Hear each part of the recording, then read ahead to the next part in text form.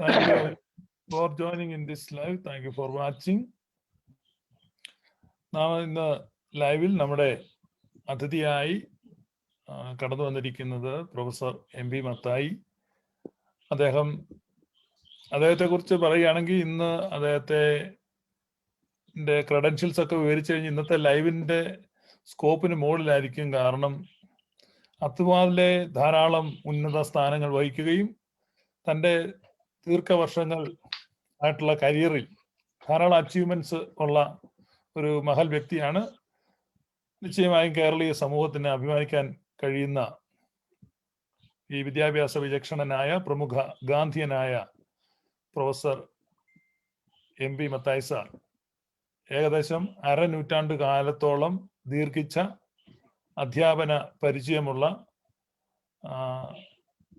അദ്ദേഹമാണ്. അദ്ദേഹം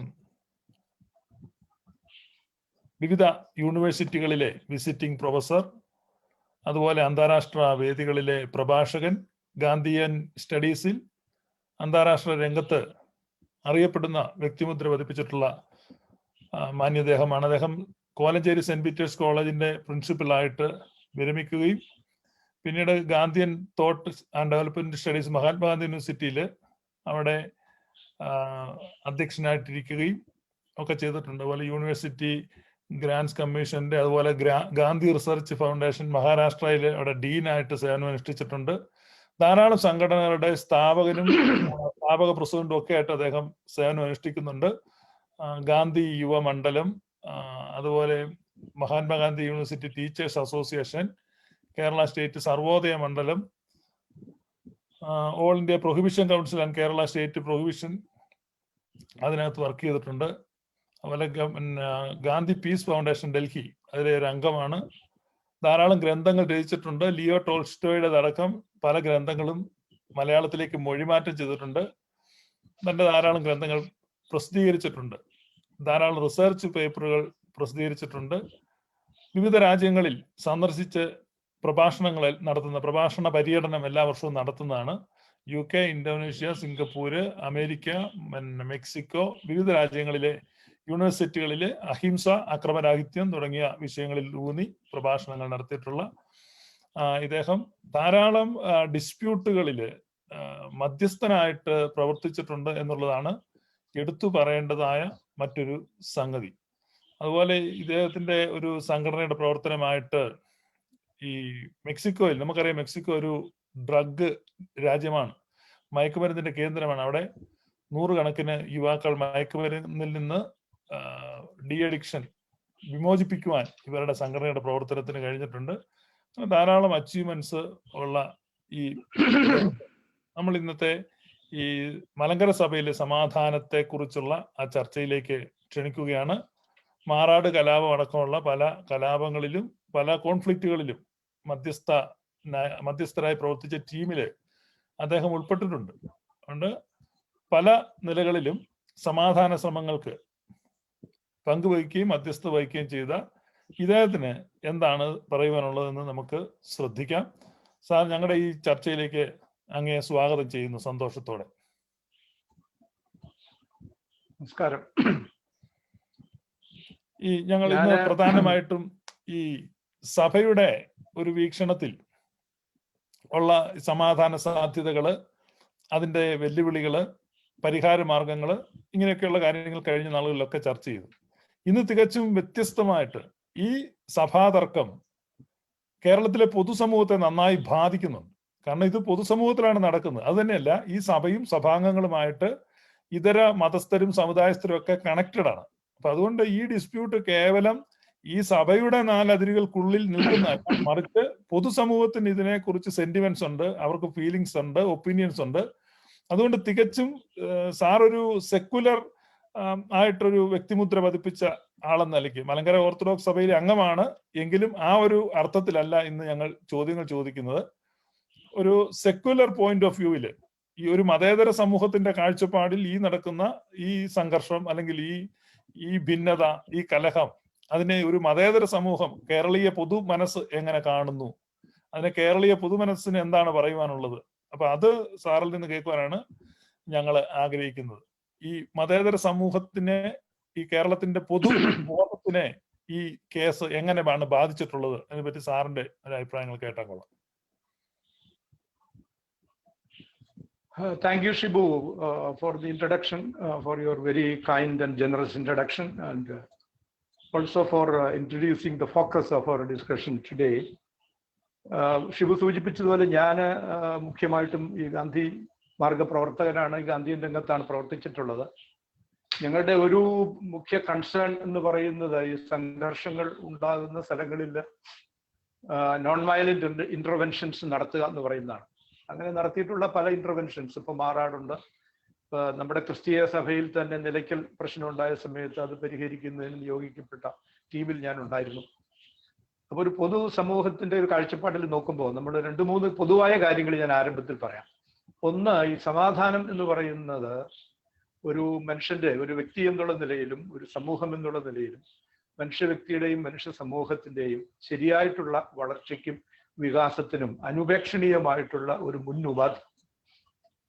ഈ സമാധാനമില്ലെങ്കിൽ, ഒരു സമാധാനത്തിന്റെ അന്തരീക്ഷത്തിൽ ജീവിക്കാൻ നമുക്ക് സാധിക്കുന്നില്ലെങ്കിൽ മനുഷ്യന്റെ ആന്തരികമായിട്ടുള്ള കഴിവുകൾ, ദൈവം തന്നിട്ടുള്ള ഒരുപാട് വരങ്ങളുണ്ട്, നമ്മുടെ ഒരു പൊട്ടൻഷ്യാലിറ്റി, സാധ്യതകൾ എന്ന് പറയുന്നത്, ഇതൊന്നും നമുക്ക് വികസിപ്പിക്കാനോ അതിൻ്റെ ഈ ലക്ഷ്യത്തിലേക്ക് ദൈവം നമ്മളെ എന്താണ് ഉദ്ദേശിച്ചിട്ടുള്ളത് ആ തലത്തിലേക്ക് നമുക്ക് വികസിപ്പിക്കാൻ സാധിക്കില്ല.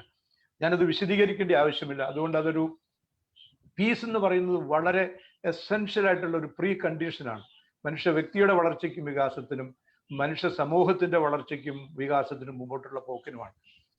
ഞാനിതിനൊരു ലാർജർ കോണ്ടെക്സ്റ്റിൽ പ്ലേസ് ചെയ്ത് 1-2 കാര്യങ്ങൾ പറയാം. ഒന്ന്, ഈ സഹസ്രാബ്ദം ആരംഭിച്ചപ്പോൾ, ഈ നമ്മുടെ പുതിയ സഹസ്രാബ്ദത്തിലേക്ക് പ്രവേശിച്ച സമയത്ത് ഐക്യരാഷ്ട്രസഭ ഇതിന്റെ ആദ്യത്തെ 10 വർഷം, the first decade of the 21st century എന്ന് പറയുന്നത്, ഈ ന്യൂ മില്ലേനിയത്തിന്റെ ഫസ്റ്റ് ഡിക്കൈഡ് എന്ന് പറയുന്നത് the decade of the culture of peace ആയിട്ട് ഡിക്ലെയർ ചെയ്തു.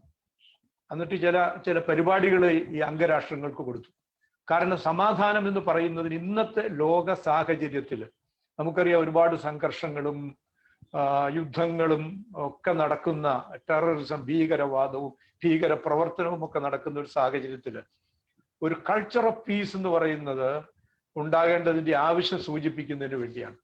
അത് കഴിഞ്ഞ് അതിന്റെ തുടർച്ചയായിട്ട് 2015 ഈ ഇന്ത്യ വളരെ പ്രസിദ്ധമായിട്ടുള്ള ഈ സസ്റ്റൈനബിൾ ഡെവലപ്മെന്റ് കോൺഫറൻസ് നടന്നപ്പോൾ ഒരു 17 സസ്റ്റൈനബിൾ ഡെവലപ്മെന്റ് ഗോൾസ് ഈ ലോകത്തിന് വേണ്ടി യുനെസ്കോ മുമ്പോട്ട് വെച്ചതിൽ ഒന്ന് സമാധാനം സ്ഥാപിക്കുക എന്ന് പറയുന്നതായിരുന്നു.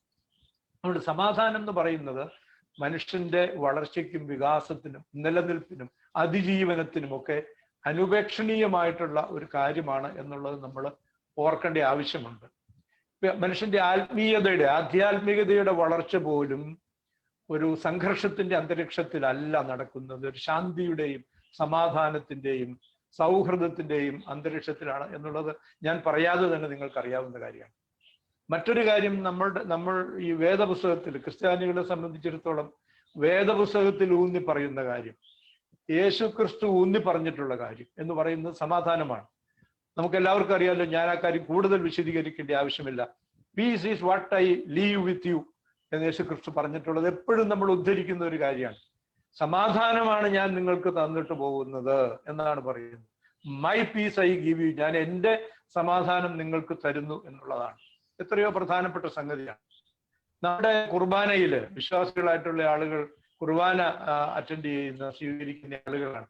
നമ്മുടെ കുർബാനയില് നമ്മളൊരു പ്രത്യേക സന്ദർഭം തന്നെ പരസ്പരം സമാധാനം കൈമാറുന്നതിന് വേണ്ടി ഈ ശുശ്രൂഷയിൽ തന്നെ ഉൾക്കൊള്ളിച്ചിട്ടുണ്ട് എന്ന് നമുക്കറിയാം.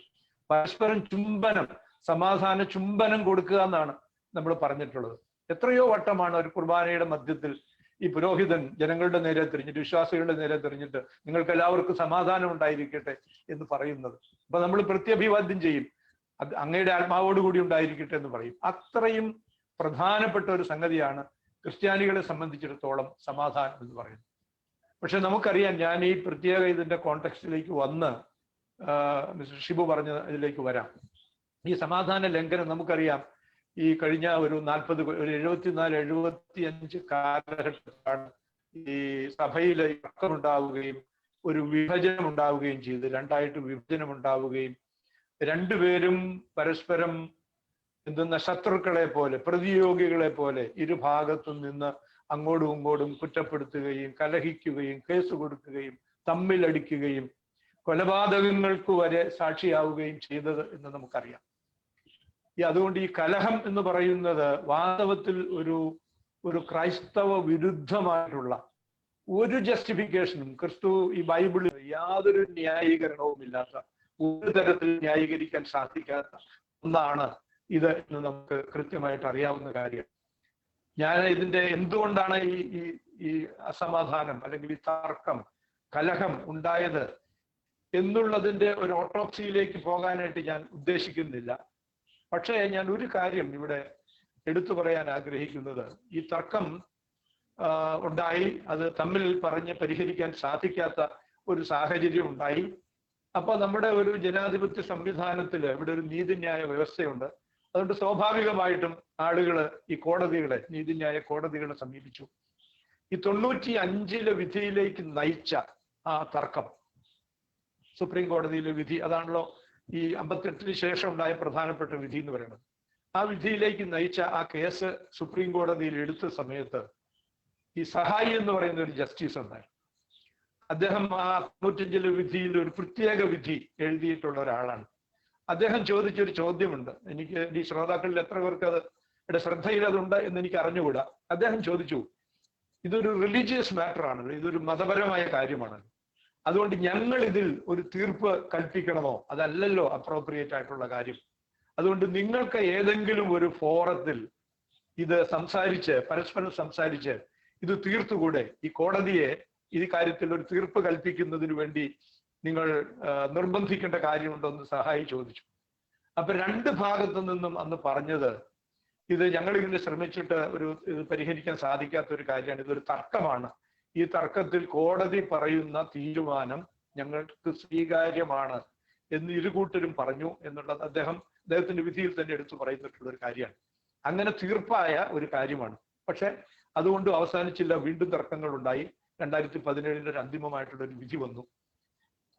അതിന്റെ അടിസ്ഥാനത്തിൽ ഒരു ഫ്രെയിംവർക്ക്, സമാധാനം ഉണ്ടാക്കണമെങ്കിൽ അതിനൊരു ഫ്രെയിംവർക്ക് ആവശ്യമാണ്. ഒരു ഫ്രെയിംവർക്ക് ഇല്ലാതെ സാധിക്കില്ല. നമ്മളിപ്പോ വലിയ ലോകമഹായുദ്ധങ്ങൾ തീർന്നത് എങ്ങനെയാണ് തീർന്നത് എന്നുള്ളതിന്റെ വിശദാംശങ്ങളിലേക്ക് പോകുമ്പോഴും, അതുപോലെ തന്നെ ഞങ്ങളിപ്പോ ഓരോ ഡിസ്പ്യൂട്ടിൽ, ഇപ്പൊ മാറാടിലാണെങ്കിലും അതുപോലെ തന്നെ ഈ നിലയ്ക്കൽ പ്രശ്നം ഉണ്ടായപ്പോഴാണെങ്കിലും മറ്റു തർക്കങ്ങൾ ഉണ്ടാകുമ്പോഴും അത് പരിഹരിക്കുന്നതിന് നമ്മളൊരു ഫ്രെയിംവർക്ക് ആദ്യം ക്രിയേറ്റ് ചെയ്യും. വളരെ ജനറൽ ആയിട്ടുള്ള പാരാമീറ്റേഴ്സ് സെറ്റ് ചെയ്ത് ഒരു ഫ്രെയിംവർക്ക് എന്ന് പറയുന്നതിനകത്ത് നിന്നുകൊണ്ടേ നമുക്ക് ഏത് തർക്കവും പരിഹരിക്കാനായിട്ട് സാധിക്കുകയുള്ളൂ. അപ്പൊ ഇവിടെ വളരെ വ്യക്തമായിട്ട് ഈ 2017 സുപ്രീം കോടതി വിധി എന്ന് പറയുന്നതിനകത്ത് ഇതിന്റെ കാര്യങ്ങളെല്ലാം, എല്ലാ കാര്യങ്ങളും പറഞ്ഞു തീർത്തിട്ടുള്ളതാണ്. അപ്പൊ അതിന്റെ ഒരു പരിധിക്കുള്ളിൽ നിന്നുകൊണ്ട് ഈ കാര്യങ്ങൾ തീർക്കുന്നതിന് രണ്ടു കൂട്ടരും സന്നദ്ധരാവുക എന്നുള്ളതാണ് ജനറൽ ആയിട്ട് പറഞ്ഞാൽ ഇതിനുള്ളൊരു പരിഹാര മാർഗം. പക്ഷെ ഇവിടെ സ്പെസിഫിക് ആയിട്ട് നമ്മൾ ഡിസ്കസ് ചെയ്യേണ്ട 2-3 കാര്യങ്ങളുണ്ട്. ഒന്ന്, ഞാൻ ഈ തർക്കം എന്തുകൊണ്ടുണ്ടായി എന്നുള്ളത് അതിന്റെ ഒരു ഓട്ടോപ്സിയിലേക്ക് പോകാനായിട്ട് ആഗ്രഹിക്കുന്നില്ല. നേരെ മറിച്ച് ഇതിന്റെ പ്രത്യാഘാതങ്ങൾ എന്തെല്ലാമാണെന്ന് നമ്മൾ ആലോചിക്കേണ്ടിയിരിക്കുന്നു എന്നാണ് എനിക്ക് തോന്നുന്നത്. അതിൽ ഏറ്റവും പ്രധാനപ്പെട്ട ഒരു പ്രത്യാഘാതത്തെ പറ്റിയാണ് മിസ്റ്റർ ഷിബു ഇവിടെ സൂചിപ്പിച്ചത്, ആരംഭത്തിൽ സൂചിപ്പിച്ചത്. നമുക്കറിയാം, നമ്മൾ നിലനിൽക്കുന്നത് ഒരു പ്ലൂറലിസ്റ്റ് സമൂഹത്തിൽ, ഒരു ബഹുസ്വര സമൂഹത്തിലാണ്, ഒരു ബഹുമത സമൂഹത്തിലാണ്. അങ്ങനെയുള്ളൊരു സമൂഹത്തില് പല മതങ്ങൾ, പല വിശ്വാസങ്ങളുള്ള ഒരു സമൂഹത്തിലാണ് നമ്മൾ ജീവിക്കുന്നത്. അങ്ങനെയുള്ള ഒരു സമൂഹത്തില് ഒരു മൈനോറിറ്റി കമ്മ്യൂണിറ്റിയെ സംബന്ധിച്ചിടത്തോളം വളരെ ശ്രദ്ധാപൂർവം അവരുടെ വിശ്വാസത്തിന്റെ ആചരണം എന്ന് പറയുന്നതും പ്രചരണം എന്ന് പറയുന്നതും വളരെ ശ്രദ്ധാപൂർവം നിർവഹിക്കേണ്ടതായിട്ടുണ്ട്. കാരണം ഓരോ വിഭാഗത്തിനും അവരുടെ മതജീവിതം പ്രധാനമാണ്, അവരുടെ വിശ്വാസ ജീവിതം പ്രധാനമാണ്. അതിന് ഒരു തരത്തിലുള്ള വിഘാതവും സൃഷ്ടിക്കാതെ അത്യന്തം ശ്രദ്ധാപൂർവം നമ്മുടെ മതജീവിതം നയിച്ച് മുന്നോട്ട് പോകാൻ നമ്മൾ ബാധ്യസ്ഥരാണ്. ഈ കേരളത്തിലെ അല്ലെങ്കിൽ മലങ്കരയിലെ ഈ സെന്റ് തോമസ് ക്രിസ്ത്യൻസ് പൗരാണിക കാലം മുതൽ, ആരംഭിച്ച കാലം മുതൽ ഈ പൊതുസമൂഹവുമായിട്ട് വളരെ ഇന്റഗ്രേറ്റഡ് ആയിട്ട് പോയിട്ടുള്ള ഒരു കമ്മ്യൂണിറ്റിയാണ് എന്ന് നമ്മൾ മനസ്സിലാക്കേണ്ടതായിട്ടുണ്ട്. എന്നും ഒരു വിധത്തിലുള്ള സംഘർഷങ്ങളോ തർക്കങ്ങളോ ഉണ്ടാകാതെ അവരുമായിട്ട് കൾച്ചറലായിട്ടും സാമൂഹികമായിട്ടും അവരുമായി ഇന്റഗ്രേറ്റ് ചെയ്ത് പോയിട്ടുള്ള ഒരു സമൂഹമാണ് നമ്മൾ മനസ്സിലാക്കണം. നമ്മൾ ഈ സമൂഹത്തിന് ചെയ്തിട്ടുള്ള സേവനങ്ങൾ എന്ന് പറയുന്നത് അർഹിക്കുന്ന രീതിയിലോ അതിനപ്പുറത്തോ അംഗീകരിക്കുകയും ഈ സഭയെയും സമുദായത്തെയും പൊതുസമൂഹം ആദരിക്കുകയും ചെയ്തിട്ടുണ്ട് എന്നുള്ളതിന് ഒരുപാട് ഉദാഹരണങ്ങൾ പറയാനായിട്ട് സാധിക്കും. ഞാനതിന്റെ ഉദാഹരണങ്ങളൊന്നും എടുത്തു പറഞ്ഞ് സമയം പാഴാക്കാനായിട്ട് ആഗ്രഹിക്കുന്നില്ല. അങ്ങനെ മൊത്തത്തിൽ ഒരു വലിയ സ്വീകാര്യതയുള്ള ഒരു സമൂഹമായിരുന്നു. നമ്മൾ സമൂഹത്തിന് വളരെ വിലപ്പെട്ട സേവനങ്ങൾ നൽകിയിട്ടുള്ള ഒരു സമുദായമാണെന്ന് നമ്മൾ ഓർമ്മിക്കേണ്ടതായിട്ടുണ്ട്. അത് ഒരു സഭ എന്നുള്ള നിലയിലും ആ സഭ പരിശീലിപ്പിച്ച് സമൂഹത്തിന് നൽകിയിട്ടുള്ള വ്യക്തികൾ പല രംഗങ്ങളിലും, ആതുര ശുശ്രൂഷ രംഗത്ത്, അതുപോലെ തന്നെ നീതിന്യായ വ്യവസ്ഥയുടെ രംഗത്ത്, പബ്ലിക് അഡ്മിനിസ്ട്രേഷന്റെ രംഗത്ത്, അധ്യാപനത്തിന്റെ രംഗത്ത്, അങ്ങനെ വിവിധ രംഗങ്ങളിൽ വളരെ ഉന്നതമായ ധാർമ്മിക നിലവാരം പാലിക്കുകയും വളരെ സമൃദ്ധമായി സംഭാവനകൾ അർപ്പിക്കുകയും ചെയ്തിട്ടുള്ള എത്രയോ പേരെടുത്ത് പറയാവുന്ന രീതിയിൽ സംഭാവന ചെയ്തിട്ടുള്ള ഒരു സമൂഹം.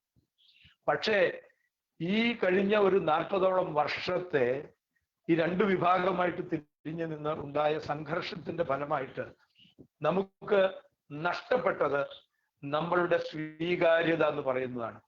നമ്മുടെ ഇത്രയധികം അവമതിക്കപ്പെട്ട ഒരു കാലഘട്ടം ഈ സഭയുടെ ചരിത്രത്തിൽ, അല്ലെങ്കിൽ ഈ എന്തെന്നാ പറയുക, കേരളത്തിലെ മലങ്കര നസ്രാണികൾ എന്ന് വിളിക്കുന്ന ആ വിഭാഗത്തിന്റെ ചരിത്രത്തിൽ നമുക്ക് ചൂണ്ടിക്കാണിക്കാനായിട്ടാവില്ല എന്നുള്ളതാണ്. അത്ര കണ്ട് നമ്മുടെ ഒരു ക്രെഡിബിലിറ്റി എന്ന് പറയുന്നത്, ഒരു ക്രിസ്ത്യൻ കമ്മ്യൂണിറ്റി എന്നുള്ള നിലയിൽ നമ്മൾ ആർജിച്ചിരുന്ന ഒരു മാന്യതയും സ്വീകാര്യതയും ബഹുമതിയും എല്ലാം നമ്മൾ കളഞ്ഞു കുളിച്ചു എന്നുള്ളതാണ്.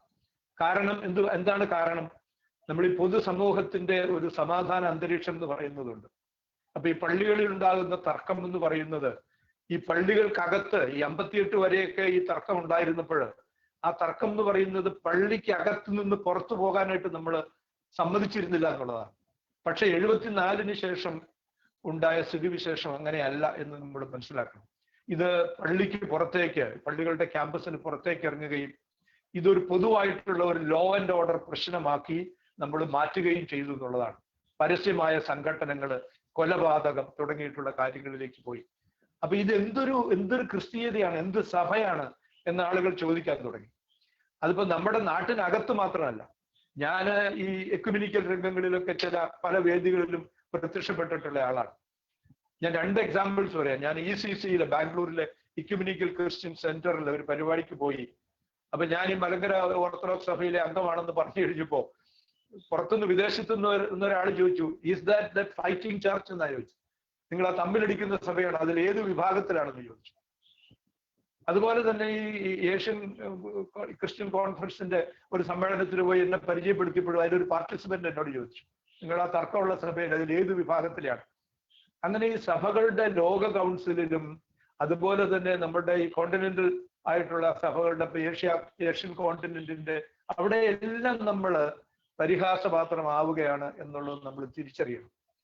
അതുകൊണ്ട് ഈ കമ്മ്യൂണിറ്റി ഉണ്ടല്ലോ, they have forfeited their credibility, their honour and the respect that we had earned through our long effort. എത്രയോ വർഷങ്ങളിലെ പരിശ്രമത്തിൽ കൂടി നമ്മൾ നേടിയിരുന്നതാണ്.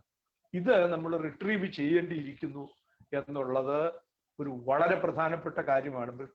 പ്രത്യേകിച്ചും ഒരു ബഹുമത സമൂഹത്തിൽ, ഒരു പ്ലൂറലിസ്റ്റ് സമൂഹത്തിൽ ജീവിക്കുന്ന ഒരു കമ്മ്യൂണിറ്റി എന്നുള്ള നിലയിൽ നമുക്കൊരു കാലത്ത് ഉണ്ടായിരുന്നതും നമ്മുടെ ഇടയിൽ പരിഹരിക്കാമായിരുന്ന പ്രശ്നങ്ങൾ പരിഹരിക്കാതെ അത് തെരുവിലേക്ക് ഇറക്കി ക്രമസമാധാന നില തകർത്ത് നമ്മൾ പൊതുസമൂഹത്തിന്റെ മുമ്പിൽ അപഹാസ്യരായത് നമ്മൾ തിരിച്ചറിയണം. അത് പരിഹരിക്കുന്നതിന് നമ്മൾ ശ്രമിക്കണം. അതിന് ഈ അവനവന്റെ ചില്ലുമേടകളിലും അവനവന്റെ വസതികളിലും മാത്രം ഇരുന്ന് ഒരു ചെറിയ കണ്ണാടിയിൽ കൂടി മാത്രം ഈ കാര്യങ്ങളെ കണ്ടാൽ, ഈ പ്രശ്നത്തെ കണ്ടാൽ ഈ പൊതുസമൂഹം എന്താണ് നമ്മളെ പറ്റി വിചാരിക്കുന്നത് എന്ന് ഒരുപക്ഷെ തിരിച്ചറിയാൻ സാധിച്ചു എന്ന് വരില്ല. ചില ആളുകളെ ഞാൻ സംസാരിച്ചിട്ടുണ്ട്, അവർക്കതൊരു പ്രശ്നമല്ല എന്നുള്ളതാണ്. പൊതുസമൂഹം എന്ത് വിചാരിക്കുന്നു എന്നുള്ളത് നമ്മളെ സംബന്ധിച്ചിടത്തോളം ഒരു പ്രശ്നമല്ല എന്ന് പറയുന്ന ചില നേതാക്കന്മാരുമായിട്ട് ഞാൻ ഇന്ററാക്ട് ചെയ്യാനായിട്ട് സാധിച്ചിട്ടുണ്ട്. ഇതാണ് എനിക്ക് ആ കാര്യത്തെ പറ്റി പറയാനുള്ള സംഗതി. മറ്റൊരു ഏരിയ പറയൂ. സാറിന്റെ ഒരു കുറിപ്പ് കണ്ടായിരുന്നു. അതായത് ഈ സഭാ സമാധാനത്തിനുള്ള പ്രായോഗിക വശത്ത് ഉണ്ടാകാവുന്ന പ്രതിബന്ധങ്ങൾ ഏതൊക്കെയാണ് എന്നും അക്കമിട്ട് പറഞ്ഞിട്ടുള്ള ഒരു കുറിപ്പ് സാറിൻ്റെതായിട്ട് ഞാൻ വായിച്ചു. അപ്പൊ ആ പ്രതിബന്ധങ്ങള് എങ്ങനെ പരിഹരിക്കുക, എന്താണ് സാറിന്റെ പക്ഷത്തിൽ നിന്നുള്ള ആ ഒരു പ്രായോഗിക നിർദ്ദേശങ്ങൾ, അല്ലെങ്കിൽ ആ കാണുന്ന പ്രതിബന്ധങ്ങൾ ഏതൊക്കെയാണ്, അതൊന്ന് ഒന്ന് പറയാമോ നമ്മുടെ പ്രേക്ഷകർക്ക് കേൾക്കാൻ വേണ്ടി? അതായത് സാറിന്റെ ഈ ദീർഘകാലത്തെ അനുഭവ പരിചയത്തിൽ നിന്ന് സഭാ സമാധാനം എന്ന ഒരു പ്രായോഗിക തലത്തിലേക്ക് പോയാൽ അപ്പോൾ ഉണ്ടാകാവുന്ന പ്രതിബന്ധങ്ങൾ എന്തൊക്കെയാണ്, അത് എങ്ങനെയൊക്കെ പരിഹരിക്കാമെന്നാണ് കാണുന്നത്? ഷിബു, ഞാനത് എഴുതാൻ കാരണം നമ്മൾ ഈ സഭയിൽ സമാധാനം ഉണ്ടാകണം എന്നാഗ്രഹിച്ച് ഈ ഓർത്തഡോക്സ് വിഭാഗത്തിൽ നിന്ന് വളരെ ബഹുമാന്യരായിട്ടുള്ള, വളരെ പ്രതിബദ്ധതയുള്ള, സമാധാനത്തോടും യോജിപ്പിനോടും വളരെ പ്രതിബദ്ധതയുള്ള ഒരു പറ്റം ആളുകൾ ഒരുമിച്ച് വരികയും ഈ പ്രശ്നത്തെ പറ്റി ചർച്ച ചെയ്യുകയും ചെയ്തപ്പോൾ ഞാനൊരു പീസ് ആക്ടിവിസ്റ്റ് എന്നുള്ള നിലയിൽ പല ഡിസ്പ്യൂട്ട്സിലും ഇന്റർവ്യൂ ചെയ്തിട്ടുള്ള, ഇടപെട്ടിട്ടുള്ള ഒരു വ്യക്തി എന്നുള്ള നിലയിൽ നമ്മൾ ആദ്യം ചെയ്യേണ്ടത് നമ്മുടെ ഒരു സിറ്റുവേഷണൽ അനാലിസിസ്, കോൺഫ്ലിക്റ്റ് അനാലിസിസ് എന്ന് പറയും, ഒരു കോൺഫ്ലിക്റ്റ് അനാലിസിസ് നമ്മൾ ചെയ്യണം. ഇപ്പൊ ഉണ്ടായിരിക്കുന്ന ഈ സംഘർഷത്തെ നമ്മൾ ചില ഘടകങ്ങളായിട്ട് ഒന്ന് ടൈപ്പോളജൈസ് ചെയ്തിട്ട് അതൊന്ന് വേർതിരിച്ച് കാണും. അങ്ങനെ അത് രണ്ട് വിഭാഗത്തിലും നമ്മൾ കാണുന്ന പ്രധാനപ്പെട്ട പ്രതിബന്ധങ്ങൾ എന്തെല്ലാമാണ് എന്ന് ഞാൻ ഒന്ന് ചൂണ്ടിക്കാണിക്കാനായിട്ട് ശ്രമിക്കുകയാണ് ചെയ്തത്. പക്ഷെ അത് എഴുതിയ സാഹചര്യത്തിൽ നിന്ന് ഇപ്പോൾ ഈ സാഹചര്യം വളരെ മാറിയിട്ടുണ്ട്. വളരെ മൗലികമായി മാറി എന്ന് ഞാൻ പറയുന്നില്ല, പക്ഷേ കുറേയേറെ മാറിയിരിക്കുന്നു എന്നുള്ളതാണ്. ഉദാഹരണത്തിന് ഇപ്പൊ ഈ കഴിഞ്ഞ സിനഡ്, ഓർത്തഡോക്സ് വിഭാഗത്തിന്റെ കഴിഞ്ഞ സിനഡ് കൂടുകയും ഈ പ്രശ്നം ഗവൺമെന്റ് ഇതിന്റെ ഒരു ഇനിഷ്യേറ്റീവ് എടുക്കാനായിട്ട് മുമ്പോട്ട് വന്നു. ആദ്യം ഗവൺമെന്റ് ഇതിന് ചർച്ചയ്ക്ക് വിളിച്ച സമയത്ത് ഈ ചർച്ചയ്ക്ക് തയ്യാറായില്ല, ഓർത്തഡോക്സ് വിഭാഗത്തിൽ നിന്നുള്ള ഒരു ചർച്ചയ്ക്ക് തയ്യാറായില്ല. കാരണം കോടതിയുടെ വിധിയുണ്ട്, കോടതി വിധി തന്നെ ഒരു നല്ല ഫ്രെയിംവർക്ക് തന്നിട്ടുണ്ട്. അതിനകത്ത് നിന്ന് ഈ കാര്യം പരിഹരിക്കുന്നതിന് ഗവൺമെന്റിന് എന്ത് ചെയ്യാൻ സാധിക്കുമോ അത് ചെയ്താൽ മതി എന്നുള്ള ഒരു നിലപാടാണ് സ്വീകരിച്ചിരുന്നത്. പക്ഷേ അത് അങ്ങനെ അനായാസമായി നടക്കുന്നില്ല എന്ന് കണ്ടു.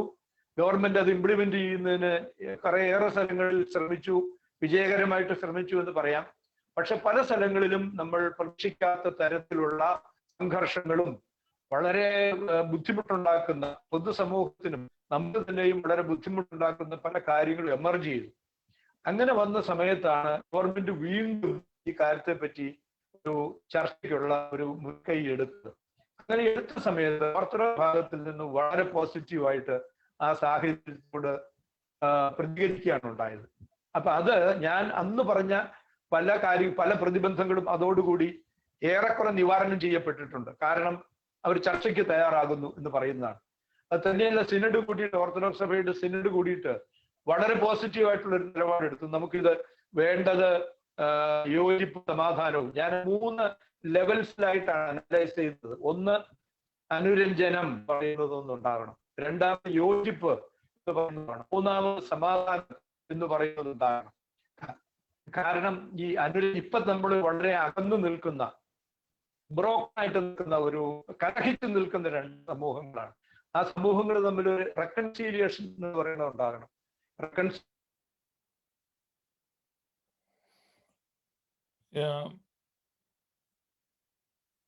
അദ്ദേഹം താൽക്കാലികമായി ഡിസ്കണക്ട് ആയി പോയതാണ് അവിടെ. ഓക്കെ.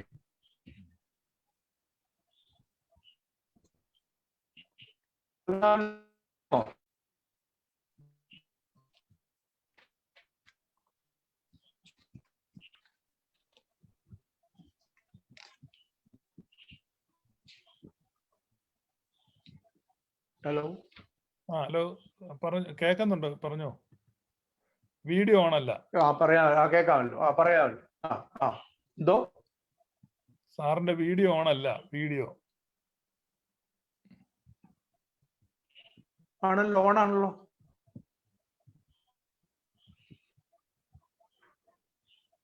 ഓക്കെ.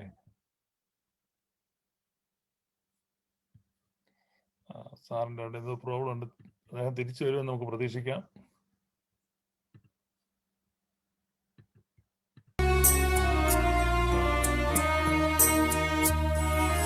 താതൻ ശ്ലോമോ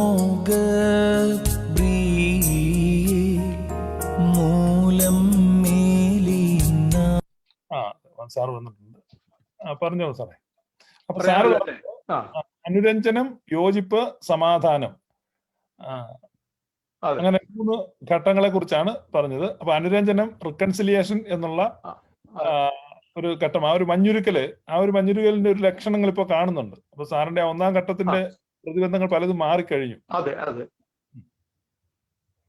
മാറിക്കഴിഞ്ഞു.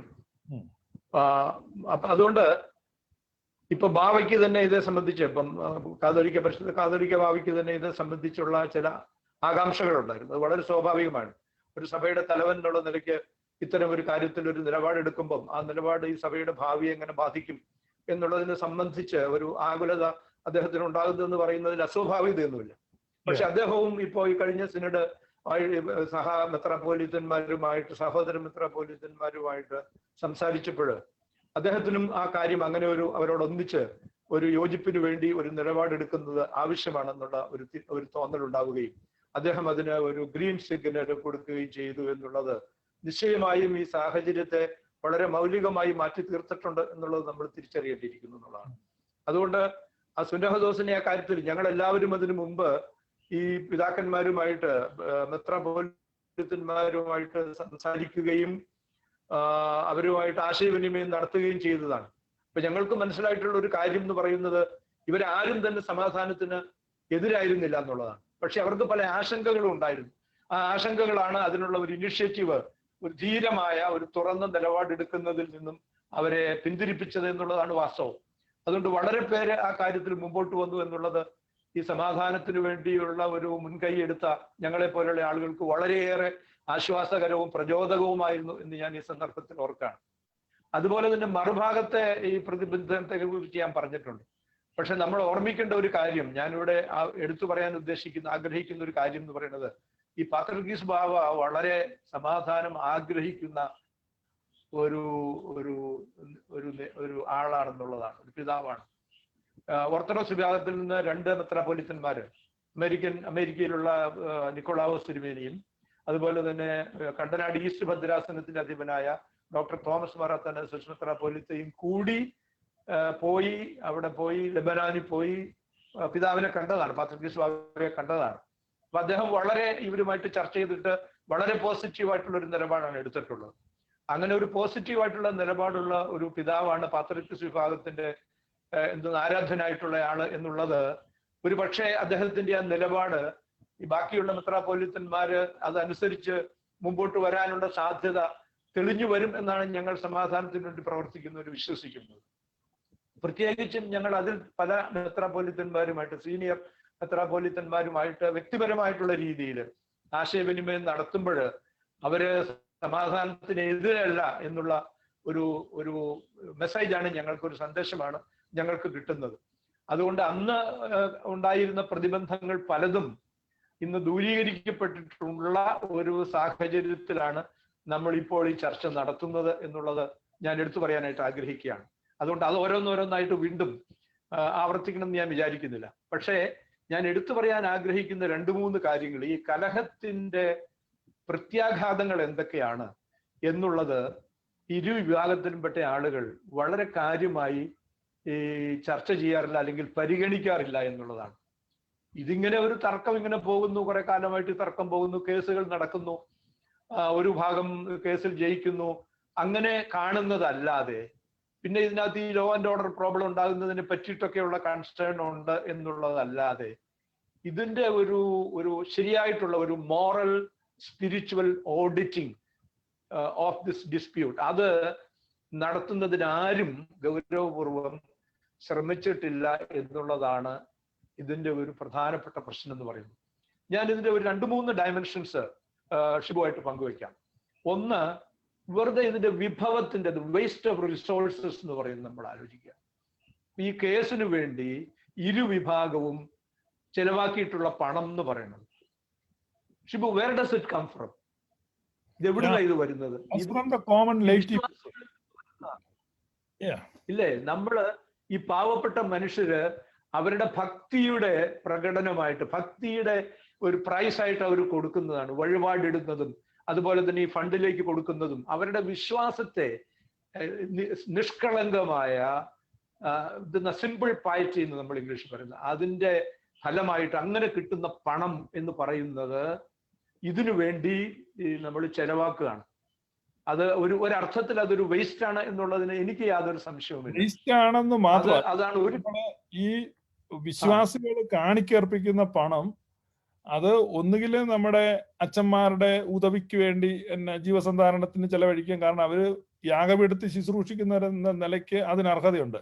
ബാക്കിയുള്ള പണം ശരിക്കും ഈ ദീനാനുകമ്പ പ്രവർത്തനങ്ങളിലേക്ക് എത്തിയെങ്കിലേ ഒരു ദൈവപ്രസാദം ഉണ്ടാകുള്ളൂ.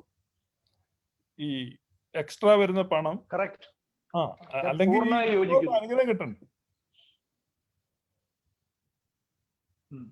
ഇത് ഈ പണം മുഴുവൻ ഈ അതാണ് ഞാൻ അടുത്തായിട്ട് പറയാൻ ഉദ്ദേശിക്കുന്നത്. ഇതിന്റെ ഓക്കെ സാർ വീണ്ടും സ്ട്രക്ക് ആയിരുന്നു. ഇതിന്റെ ഈ പണത്തിന്റെ ദുരുപയോഗം. അതെ അതെ. എന്തോ അല്ല, ഈ പണം നമ്മൾ ശരിക്കും ഒരു ക്രിസ്ത്യൻ വേയില് ദുരുപയോഗം വിശ്വാസികളിൽ നിന്ന് വിദ്യാഭ്യാസ സ്ഥാപനം നടക്കാൻ അതാണ് ഈ വിശ്വാസികളിൽ നിന്ന് വരുന്ന പണം പുരോഹിതന്മാർക്കുള്ള അവർക്കുള്ള കാണിക്കായിട്ട് കൊടുക്കുന്നത്. അതിനുശേഷമുള്ള പണം സാമൂഹിക നന്മയ്ക്ക് ചെലവഴിക്കണം. എങ്കിലേ അതൊരു ക്രിസ്ത്യാനിറ്റിയുടെ ഒരു ലൈറ്റ് നമ്മുടെ സമൂഹത്തിൽ ഉണ്ടാവുള്ളൂ. അതെ, അത് വരുള്ളൂ. എക്സാക്ട്ലി അത് തന്നെയാണ് എന്റെ പോയിന്റ്. അത് നമ്മൾ ചെയ്തില്ല. അതുകൊണ്ട് പറ്റിയത് എന്താണ്, നമ്മൾക്ക് സംഭവിച്ച ഒരു വലിയ പരാജയം എന്ന് പറയുന്നുണ്ട്. വലിയ പരാജയമാണ്. കാരണം ഒരു വലിയ ഒരു ബ്ലോക്കൈഡ് ഉണ്ടായി എന്നുള്ളതാണ്. നമ്മുടെ സേവന രംഗത്ത് സംഭവിച്ച അദ്ദേഹത്തിന്റെ നെറ്റ് ഇൻസ്റ്റേബിൾ ആണെന്ന് തോന്നുന്നു. സ്റ്റേബിൾ നെറ്റ് അല്ലെന്ന് തോന്നുന്നു.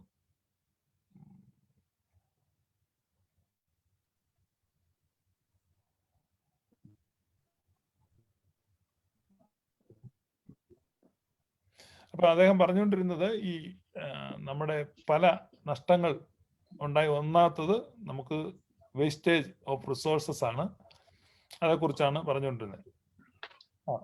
അദ്ദേഹം മടങ്ങി വന്നിട്ടുണ്ട്. സാർ പറഞ്ഞു സാർ. ഇത് രണ്ടാമത്തെ സംഗതി എന്ന് പറയുന്നത്, ഈ കലഹത്തിന്റെ ഫലമായിട്ടേ നമ്മുടെ ഈ സഭയ്ക്ക് സംഭവിച്ചിട്ടുള്ള രണ്ട് വലിയ ഡീജനറേഷൻസ്. ഒന്ന്, ഇതിന്റെ ഒരു രാഷ്ട്രീയവൽക്കരണം പറയുന്നത് സംഭവിച്ചിട്ടുണ്ട്.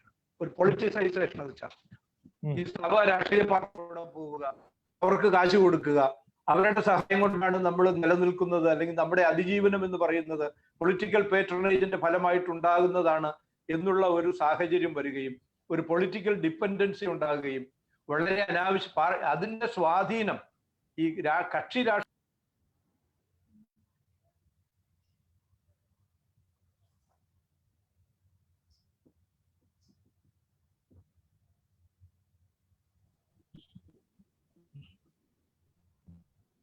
തുടരാമോ? ഇടയ്ക്ക് ഇതിങ്ങനെ ഇത് ചെയ്യുന്നുണ്ട്. അതുകൊണ്ട് എന്ത് പറ്റി, നമ്മുടെ ഈ സഭയ്ക്കകത്തുള്ള ഒരു ഡിസ്കോഴ്സ് എന്ന് പറയുന്നതും അതിന്റെ രീതികളും മാറിപ്പോകുന്ന കാണാം. ഇപ്പൊ സിന്ദാബാദ് വിളി, നമ്മുടെ പിതാക്കന്മാർക്ക് കീജ വിളിക്കുക, രാഷ്ട്രീയ നേതാക്കന്മാർക്ക് കീജ വിളിക്കുന്നത് പോലെ ജയ് വിളിക്കുന്ന ഞാൻ എൻ്റെ കുട്ടിക്കാലത്തൊന്നും ഇത് കണ്ടിട്ടേ ഇല്ല എന്നുള്ളതാണ്. ഞാൻ വളർന്നു വന്നത് സമാധാനത്തിന്റെ ഒരു അന്തരീക്ഷത്തിൽ വളർന്നു വന്ന ഒരാളാണ്. അന്നൊന്നും പിതാക്കന്മാരെ സ്വീകരിക്കുന്ന ഒരു രീതി എന്ന് പറയുന്നത് ഇതുപോലല്ല, ഭക്തിപൂർവമാണ്. ഇതങ്ങനെയല്ല. ഇതിങ്ങനെ രാഷ്ട്രീയ നേതാക്കന്മാരെ സ്വീകരിക്കുന്നത് പോലെ സഭാപിതാക്കന്മാരെ സ്വീകരിക്കുന്ന ഒരു രീതി, അത് പൊളിറ്റിക്കൽ ഇൻഫ്ലുവൻസിന്റെ ഒരു ഫലമായിട്ടുണ്ടാകുന്നതാണ്. അതുപോലെ തന്നെ ഈ വോട്ടുപിടുത്തം എന്ന് പറയുന്നത്, രാഷ്ട്രീയ പാർട്ടികൾ വോട്ട് പിടിക്കുന്നത് പോലെ ഈ സഭയുടെ സമിതികളിലേക്കും ഒക്കെ തെരഞ്ഞെടുക്കപ്പെടുന്ന ആളുകൾ രാഷ്ട്രീയ പാർട്ടിക്കാർ വോട്ട് പിടിക്കുന്ന പോലെ വോട്ട് പിടിക്കാൻ പോവുക. ഇതിന്റെയൊക്കെയാണ് ഞാൻ പൊളിറ്റിസൈസേഷൻ എന്നുള്ളത് കൊണ്ട് ഉദ്ദേശിച്ചത്.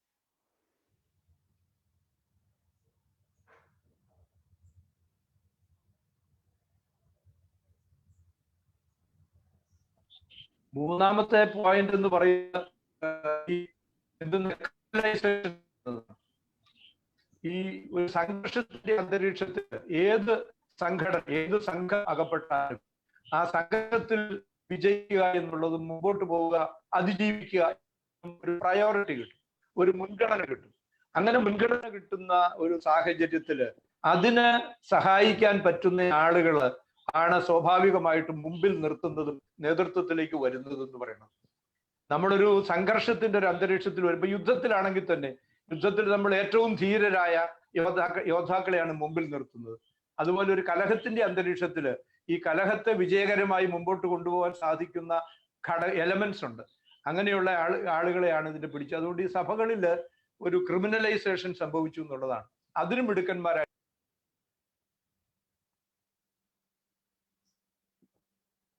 അതായത് വളരെ പ്രസക്തമായ പോയിന്റുകളാണ് ഇവിടെ അദ്ദേഹം ചൂണ്ടിക്കാണിച്ചത്. ഇപ്പൊ ഞാൻ മനസ്സിലാക്കുന്ന 3 പോയിന്റുകൾ അദ്ദേഹം പറഞ്ഞു. ഒരു മോറൽ ഓഡിറ്റിംഗ്,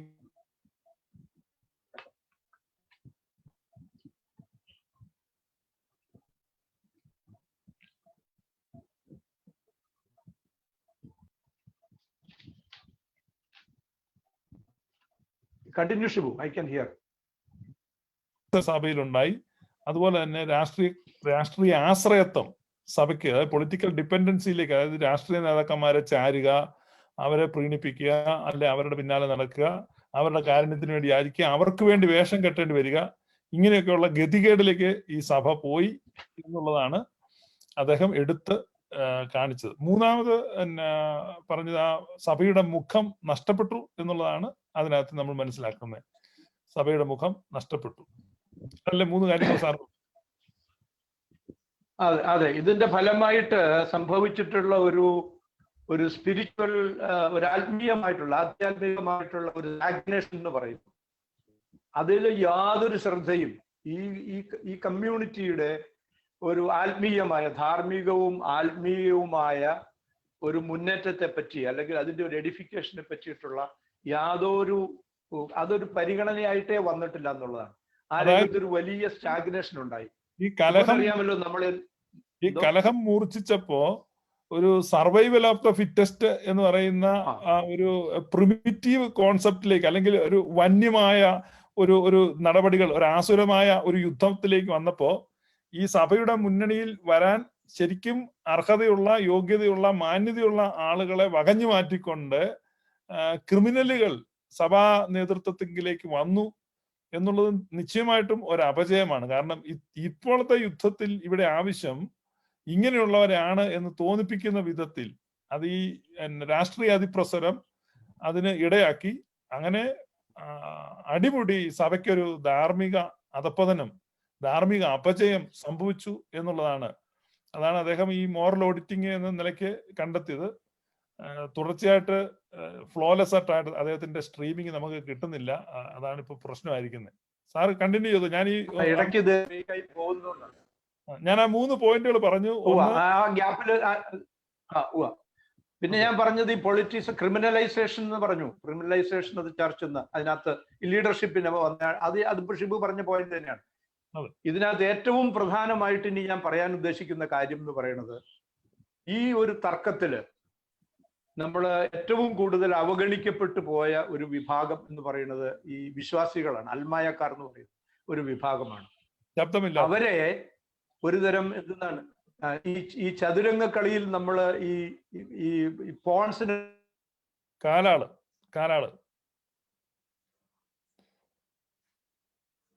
കാലാളുകളെ നമ്മൾ എപ്പോഴും ബലി കൊടുത്തുകൊണ്ടിരിക്കും. കാലാളുകളെ ബലി അത് കഴിഞ്ഞിട്ട് അതിന് മുകളിലേക്ക് എന്ന് പറയുന്ന പോലെ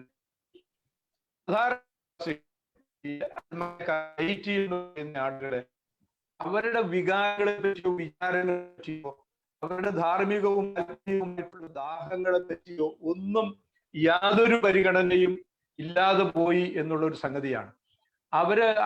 എന്താണ് അവരുടെ ആവശ്യം എന്ന് പറയുന്നത്? എന്താണ് what is it that they really need? എന്താണ് അവരുടെ ഏർജ് എന്ന് പറയുന്നത് തരത്തിലും പരിഗണിക്കപ്പെട്ടില്ല എന്നുള്ളതാണ്. സമ്പൂർണമായി ഈ തർക്കത്തിന്റെ കലഹത്തിന്റെ ഭാഗമായിട്ട് അവഗണിക്കപ്പെട്ടു. നമ്മളിപ്പോ കാണുന്ന ഒരു നേരം പോക്ക് ഷിബു, ഈ തർക്കം പരിഹരിക്കുന്നത്, അതായത് നേതൃത്വത്തിന്റെ ആവശ്യങ്ങളും അവകാശങ്ങളും വിപുലമായും വ്യാപകമായും ചർച്ച ചെയ്യപ്പെട്ടപ്പോ ഈ ശബ്ദമില്ലാത്ത സാധാരണ അൽമായരുടെ ആവശ്യങ്ങൾ പരിഗണിക്കപ്പെടാതെ പോയി. അവരുടെ അവകാശങ്ങൾ തമസ്കരിക്കപ്പെട്ടു അല്ലെങ്കിൽ അവഗണിക്കപ്പെട്ടു. അതാ സംഭവിച്ചത്. അതെ, കംപ്ലീറ്റ് ആയിട്ട് അവഗണിക്കപ്പെട്ടു എന്നുള്ളതാണ്. ഇപ്പൊ നമ്മൾ ഈ സമാധാനത്തെ പറ്റിയുണ്ടല്ലോ, ഇപ്പൊ അനുരഞ്ജനം, യോജിപ്പ്, സമാധാനം, ഇതിനെപ്പറ്റി സംസാരിക്കുന്ന സമയത്ത് ഏറ്റവും വലിയ ഇഷ്യൂ ആയിട്ട് പറയുന്നത് ഈ മെത്രാന്മാരുടെ സ്ഥാനം എന്താണെന്നുള്ളതിനെ പറ്റിയാണ്. ഈ 15-16 ലക്ഷം വരുന്ന അൽമായക്കാരുള്ള ഒരു സഭയിൽ 50-60 എണ്ണം വരുന്ന ഇവരുടെ സ്ഥാനത്തെ പറ്റിയിട്ടുള്ള തർക്കം കൊണ്ട് ഈ 15-16 ലക്ഷം ആളുകളുടെ വികാരങ്ങളും അവരുടെ അഭിവാഞ്ചയും താല്പര്യങ്ങളും എല്ലാം സമ്പൂർണമായി അവഗണിക്കപ്പെടുന്നു എന്ന് പറയുന്നതാണ്. എന്തൊരു വലിയ വിരോധാഭാസം, എന്തൊരു വലിയ ക്രൈസ്തവ നിരാശമാണിത് എന്ന് നമ്മൾ പരിഗണിക്കേണ്ട ഒരു കാര്യമാണെന്നുള്ളതാണ്. ഇതിന്റെ ഫലമായിട്ട് എന്താണ് സംഭവിക്കുന്നത്? വിശ്വാസികൾ അവഗണിക്കപ്പെടുന്നതിന്റെ ഫലമായിട്ട് വിശ്വാസിയുടെ ജന്മാവകാശങ്ങൾ നിഷേധിക്കപ്പെടുന്നു. സമാധാനപരമായ അന്തരീക്ഷത്തിൽ ആരാധന കഴിക്കുവാനുള്ള ഒരു അൽമായന്റെ ജന്മാവകാശം നിഷേധിക്കപ്പെടുന്നു, ബലി കഴിക്കപ്പെടുന്നു. അതാ സംഭവിക്കുന്നു. ബലി കഴിക്കപ്പെടുന്നു, അതാണ് സംഭവിക്കുന്നത്. അതാണ് യഥാർത്ഥത്തിൽ സംഭവിക്കുന്നത്. ഇപ്പൊ ഇതിന്റെ ഫലമായിട്ട് ഇപ്പൊ ഞാൻ ചെറുപ്പക്കാരെ എടുക്കാം. എനിക്ക് ചെറുപ്പക്കാരാണ് കൂടുതൽ അടുപ്പമുള്ള ഒരു വിഭാഗം എന്നുള്ള നിലയിൽ, അധ്യാപകൻ എന്നുള്ള നിലയിൽ ഞാൻ ഈ യങ്ങർ ജനറേഷനുമായിട്ട് ബന്ധപ്പെടുന്ന ആളാണ്. അപ്പൊ ഞാൻ അവരുമായിട്ട് സംവാദത്തിൽ ഏർപ്പെടുന്ന സമയത്ത് കണ്ടിട്ടുള്ളത് എന്താണെന്ന് ചോദിച്ചു കഴിഞ്ഞിട്ടുണ്ടെങ്കിൽ, അവരിലൊരു ഏറ്റവും യങ്ങർ ആയിട്ടുള്ള എലമെന്റ്സ്, അതായത് ഒരു 80കൾക്കൊക്കെ ശേഷം, ഒരു 95-90നൊക്കെ ശേഷം ജനിച്ചിട്ടുള്ള കുട്ടികൾ, ചെറുപ്പക്കാര്, ഈ സഭയിൽ വന്നിട്ടുള്ള ആളുകള്, ഒരു നല്ല പറ്റം വളരെ സെൻസിറ്റീവ് ആയിട്ടുള്ള ആളുകള് വളരെയധികം റാഡിക്കലൈസ് ചെയ്യപ്പെട്ടു എന്നുള്ളതാണ്.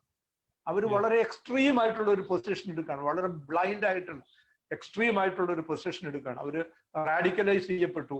അതുകൊണ്ട് അവര് ഇപ്പൊ ഈ ചാവേറുകളായിട്ട്, നമുക്കറിയാം പല സ്ഥലങ്ങളിലും ഈ തല്ലാനും കൊല്ലാനും അടിപിടി ഉണ്ടാക്കാനും ഒക്കെ അങ്ങനെ ഒരു അന്തരീക്ഷത്തിൽ സ്വാഭാവികമാണ്, അവരുടെ സെൻസിറ്റിവിറ്റി കൊണ്ട് അങ്ങനെ സംഭവിക്കും. അങ്ങനെ ഒരു റാഡിക്കലൈസേഷൻ എന്ന് പറയുന്നത് വളരെ വളരെ അപകടകരമാണ് ഈ സഭയുടെ ഭാവിയെ സംബന്ധിച്ച് എന്ന് ഞാൻ പറയേണ്ടതായിട്ടില്ലല്ലോ. മറ്റൊരു വിഭാഗം ഇതിനേക്കാൾ കൂടുതൽ ഡീപ്പായിട്ട് ഈ കാര്യങ്ങളെ മനസ്സിലാക്കാനായിട്ട്, ഈ ഒരു മനുഷ്യന്റെ ഒരു സ്പിരിച്വാലിറ്റിയെ പറ്റി, ഒരു ആധ്യാത്മികതയെ പറ്റി വളരെ ആഴത്തിൽ ഉള്ള കൺസേൺ ഉള്ള ചെറുപ്പക്കാരുണ്ട് നമ്മുടെ കൂട്ടത്തിൽ. നല്ല സെൻസിറ്റിവിറ്റി ഉള്ള പിള്ളേരുണ്ട്. അവര് എന്ത് ചെയ്യുന്നു എന്ന് വെച്ച് കഴിഞ്ഞാൽ, അവർ ആഗ്രഹിക്കുന്നതൊന്നും ഈ സഭയിൽ നിന്നോ അല്ലെങ്കിൽ ഈ ആരാധനയിൽ നിന്നോ ലഭിക്കുന്നില്ല. അതിന്റെ ഫലമായിട്ട് അവര് വിട്ടുപോവുകയാണ്, വേറെ മേച്ചിൽപ്പുറങ്ങൾ തേടി അവർ പോവുകയാണ്. ഈ പുതിയ ഇവാഞ്ചലിക്കലിസത്തിലേക്കും അതുപോലെയുള്ള പുതിയ പുതിയ സ്ഥലങ്ങളിലേക്കും അവർ പോവുകയും അവര് അത്തരത്തിലുള്ള സ്ഥലങ്ങളിലേക്ക് അവരിങ്ങനെ ചേക്കേറുകയാണ് ചെയ്യുന്നത്. ഇതില് കൺസേൺ ഉള്ള വളരെ ചുരുക്കം എന്തെന്നാ പറയാ, മെത്രാപ്പോലീത്തന്മാരെ, സഭാ നേതാക്കന്മാരെയാണ് ഞാൻ പരിചയപ്പെട്ടിട്ടുള്ളൂ. ഇങ്ങനെ ഈ ചെറുപ്പക്കാരിങ്ങനെ പോകുന്നല്ലോ, ഇത് വലിയ അപകടം ഈ സഭയുടെ ഭാവിക്ക് വരുത്തി വയ്ക്കും എന്നുള്ള ഒരു കൺസേൺ ഉള്ള ആളുകള് വളരെയധികം ഒന്നും എനിക്ക് കാണാനായിട്ട് സാധിച്ചിട്ടില്ല എന്നുള്ളതാണ് ഇതിന്റെ ഒരു വശം എന്ന് പറയുന്നത്. ഇത് നമ്മൾ എനിക്ക് തോന്നുന്നത് നമ്മളിത് വളരെ വളരെ ഗൗരവമായിട്ട് എടുക്കേണ്ട ഒരു പ്രശ്നമാണെന്ന് എനിക്ക് തോന്നുന്നു. ഈ കുട്ടികളുടെ അവരുടെ റാഡിക്കലൈസേഷനും അതുപോലെ തന്നെ അവരുടെ ഒരു എക്സഡസ് ഉണ്ട്, ഇവിടെ നിന്ന് ഇങ്ങനെ വിട്ടുപോകുന്നതും. പോകുന്നവര് പോകട്ടെ, നമുക്ക് ശരിക്കും ഒരു വിശ്വാസമുള്ള ആളുകള് നിന്നാ മതി എന്നുള്ളതാണ്. ഇതെങ്ങനെയാണ് സംഭവിക്കുന്നത് ഷിബു? നമ്മളൊന്ന് ആലോചിക്കേണ്ട ഒരു കാര്യമാണ്. അപ്പോൾ തന്നെ ഈ പള്ളികളില് ഈ യങ് ജനറേഷനിൽ നല്ലൊരു ഒരു നല്ല വിഭാഗം പാസീവായി മാറുന്നുണ്ട്. അവര് അന്തർമുഖരായിട്ട് മാറുന്നുണ്ട്, നിസ്സംഗരായിട്ട് മാറുന്നുണ്ട്. അപ്പം ഒരു നിസ്സംഗ ഭൂരിപക്ഷമാണ് യുവജനങ്ങളുടെ കാണുന്നത്. ഈ അതിതീവ്ര സ്വഭാവം വെക്കുന്ന ഒരു ന്യൂനപക്ഷമേ ഉള്ളൂ. അങ്ങനെ ഈ രണ്ടും ന്യൂനപക്ഷമാണ്. അതെ, അതും അപകടമാണ്. അതാണ് ഞാൻ പറയാൻ വന്ന പോയിന്റ്. അതായത് അവർക്ക് ഇതൊരു പ്രശ്നമേ അല്ല, അത് വിട്ടുപോവുകയാണ് അവരിപ്പോ ഈ പുതിയ സ്പിരിച്വാലിറ്റി തേടിയും പോകുന്നില്ല, റാഡിക്കലൈസ് ചെയ്യപ്പെടുന്നുമില്ല. അവര് ഈ പറയുന്ന പോലെ ഷിബു ഉപയോഗിച്ച വാക്ക് വളരെ കറക്റ്റാണ്. അവര് ഇതുകൊണ്ടൊരു പ്രയോജനമില്ല, അതുകൊണ്ട് ഇത് വിട്ടേക്കാം എന്ന് വിചാരിച്ച്. ഇപ്പൊ യൂറോപ്പിലെ സഭയ്ക്ക് സംഭവിച്ചതുണ്ടല്ലോ, യൂറോപ്പിൽ സംഭവിച്ചു എന്ന് പറയുന്നത് ഈ കുട്ടികളെ പുതിയ വിദ്യാഭ്യാസം കൊണ്ട് സെക്കുലറൈസ്ഡ് ആവുകയും അവർ വിട്ടുപോയി, അവർ വളരെ അതെ ഡിറ്റാച്ച്ഡ് ആയി പോയി.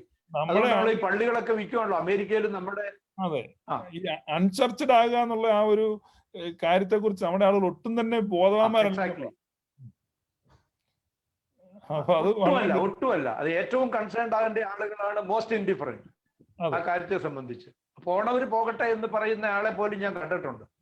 അവര് പോണവര്, വിശ്വാസം ഇല്ലാത്തവര് പോണവര് പോകട്ടെ എന്നുള്ള തലങ്ങളിൽ വരെ എത്തിയിട്ടുള്ള ആളുകളെ ഞാൻ പരിചയപ്പെട്ടിട്ടുണ്ടെന്നുള്ളതാണ്. ഇതിന്റെ കാരണം ആണല്ലോ ഓബ്വിയസ്ലി. ഞാൻ പറയുന്നത്, നമ്മളെപ്പോഴും പറയുന്ന ഉപമ എന്താണ്? ഈ 100 ആടുകളിൽ 99 കൂട്ടിനകത്തുണ്ട്. ഒരാടിനെയാണ് നഷ്ടപ്പെട്ടതെങ്കിൽ അതിനെ അന്വേഷിച്ചു പോകുന്നയാളാണ് ശരിയായ ഇടയൻ എന്ന് പഠിപ്പിക്കുന്ന, അതിങ്ങനെ നമ്മൾ ആവർത്തിച്ച് പറയുന്ന ഒരു കൂട്ടരാൻ നിർത്തുന്നു. എനിക്ക് പറയാനുള്ളത്, ഈ കുട്ടികൾ റാഡിക്കലൈസ് ചെയ്യപ്പെടുന്നതിന്റെ കാരണം, വേറൊരു കൂട്ടം ആളുകൾ ഇൻഡിഫറൻ്റ് ആകുന്നതിന്റെ കാരണം, ബഹുഭൂരിപക്ഷം, വേറൊരു ന്യൂനപക്ഷം മറ്റ് ഈ ആത്മീയ സൗഖ്യം കിട്ടുന്ന മേച്ചിൽപ്പുറങ്ങൾ തേടിപ്പോകുന്നതിന്റെ കാരണം എന്ന് പറയുന്നത്, ഈ കഴിഞ്ഞ ഈ തർക്കം വളരെ രൂക്ഷമായതിനു ശേഷം നമ്മുടെ ആളുകള്, ഈ കുട്ടികള് എക്സ്പോസ്ഡ് ആയിട്ടുള്ളത് ഒരു സ്നേഹത്തിന്റെ സുവിശേഷത്തിലേക്കല്ല, നേരെ മറിച്ച് ഒരു വിദ്വേഷത്തിന്റെ സുവിശേഷമാണ് അവർ കേട്ടത് എന്നുള്ളതാണ്. പള്ളികളിൽ എന്താണ് പ്രസംഗിക്കുന്നത്? പള്ളികളിൽ പ്രസംഗിക്കുന്നത് ഈ വെറുപ്പ്, വിദ്വേഷം, പക, പ്രതികാരം, ഈ തരം കാര്യങ്ങളാണ്. വേദപുസ്തകം വായിച്ചിട്ട്, തക്സയൊക്കെ വായിച്ചിട്ട്, അല്ലെ ഈ ഏവെങ്കിലും വായിച്ചിട്ട് ഇങ്ങനെയുള്ള കാര്യങ്ങളാണ് പറയുന്നത്. നിരന്തരമായി അങ്ങനെ ആളുകള് ഈ വിദ്വേഷത്തിന്റെ സുവിശേഷത്തിലേക്ക് എക്സ്പോസ്ഡ് ആയതിന്റെ ഒരു സ്വാഭാവികമായിട്ടുള്ള പരിണതിയാണ്. പ്രായമായ ആളുകളൊക്കെ ഇത് കേട്ട് ഇത് വേണ്ട സഹിച്ച് കണ്ണടച്ച് ചെവിയടച്ച് പോകും. പക്ഷെ കുട്ടികൾ അങ്ങനെയല്ല. അവരുടെ സെൻസിറ്റിവിറ്റിയും അവരുടെ സെൻസിബിലിറ്റിയും വളരെ ഡിഫറെന്റ് ആണ്. അതുകൊണ്ട് അവരൊന്നുകിൽ either they get radicalised or they go out and seek new pastors. അതല്ലെങ്കിൽ അവർ ഇൻഡിഫറൻ്റ് ആയിട്ട് അവരവരുടേതായിട്ടുള്ള ലോകങ്ങളിലേക്ക് പിന്മാറും. അങ്ങനെ ഈ അൺചർച്ച്ഡ് ആകും. That is a very good expression. അവർ അൺചർച്ച്ഡ് ആകുന്നു എന്നുള്ളതാണ് കേൾക്കുന്നത്. അതുകൊണ്ട് വളരെ ഗൗരവപൂർവമായ ഒരു ആത്മപരിശോധന നേതൃത്വത്തിന്റെ ഭാഗത്തു നിന്ന് ഈ കാര്യത്തിൽ. ലോസ്റ്റ് വണ്ണിന് വേണ്ടി പോകുന്നു എന്നുള്ളത്, കാരണം ഒരെണ്ണത്തിന് വില ഉള്ളത് കൊണ്ടാണ് ഈ 99 വില വരുന്നത്. ഒരെണ്ണത്തിന് വിലയില്ലെങ്കിൽ അതായത് നമ്മൾ ഈ നഷ്ടപ്പെടുന്ന ഒന്നിനെ കുറിച്ച് നമ്മൾ ബോധമല്ല, നമ്മുടെ തന്നെ വില ഇല്ലാതാകുന്നത്.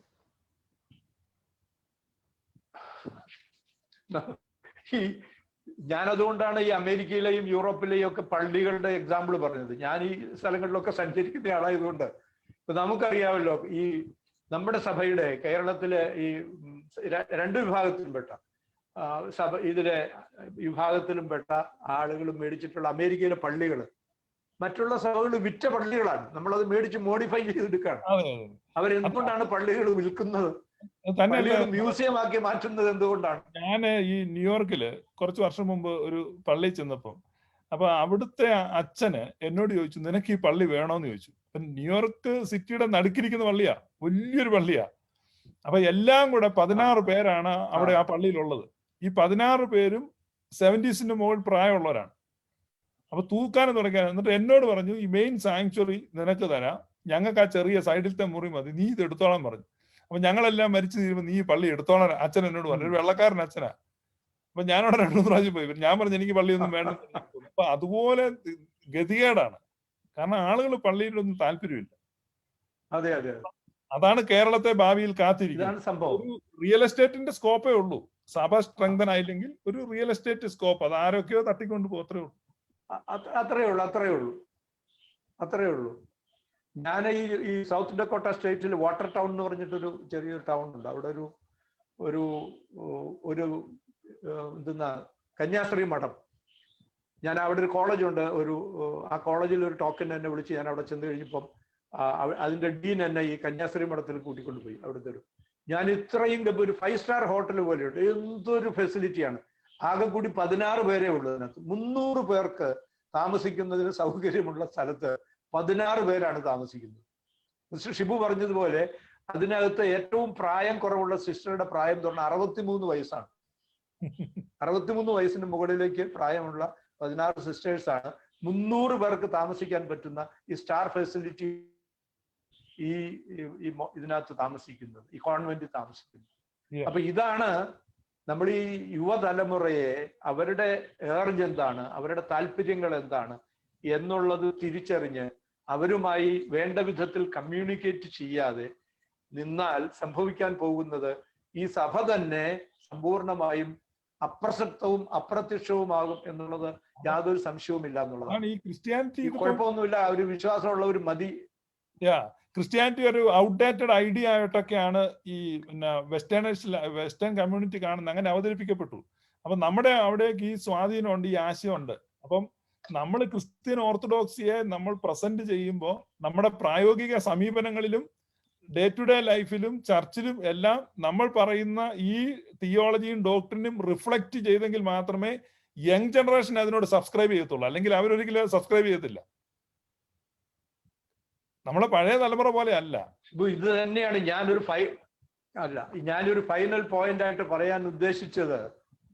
ഈ നമ്മൾ ഈ പള്ളികളിൽ നിന്ന് അവർ കേൾക്കുന്ന കാര്യങ്ങൾക്ക് അവരുടെ പ്രായോഗിക ജീവിതത്തിൽ എന്ത് പ്രസക്തി എന്നുള്ളതാണ്. അതെ, എക്സാക്ട്ലി. അവർ ജീവിതത്തിൽ ഫേസ് ചെയ്യുന്ന ഒരുപാട് ചലഞ്ചസ് ഉണ്ട്. ഇപ്പൊ ഞാൻ വളർന്നു വന്ന ഒരു സാഹചര്യത്തിലല്ല എൻ്റെ ഒരു ഗ്രാൻഡ് സൺ വളർന്നു വരുന്നത്.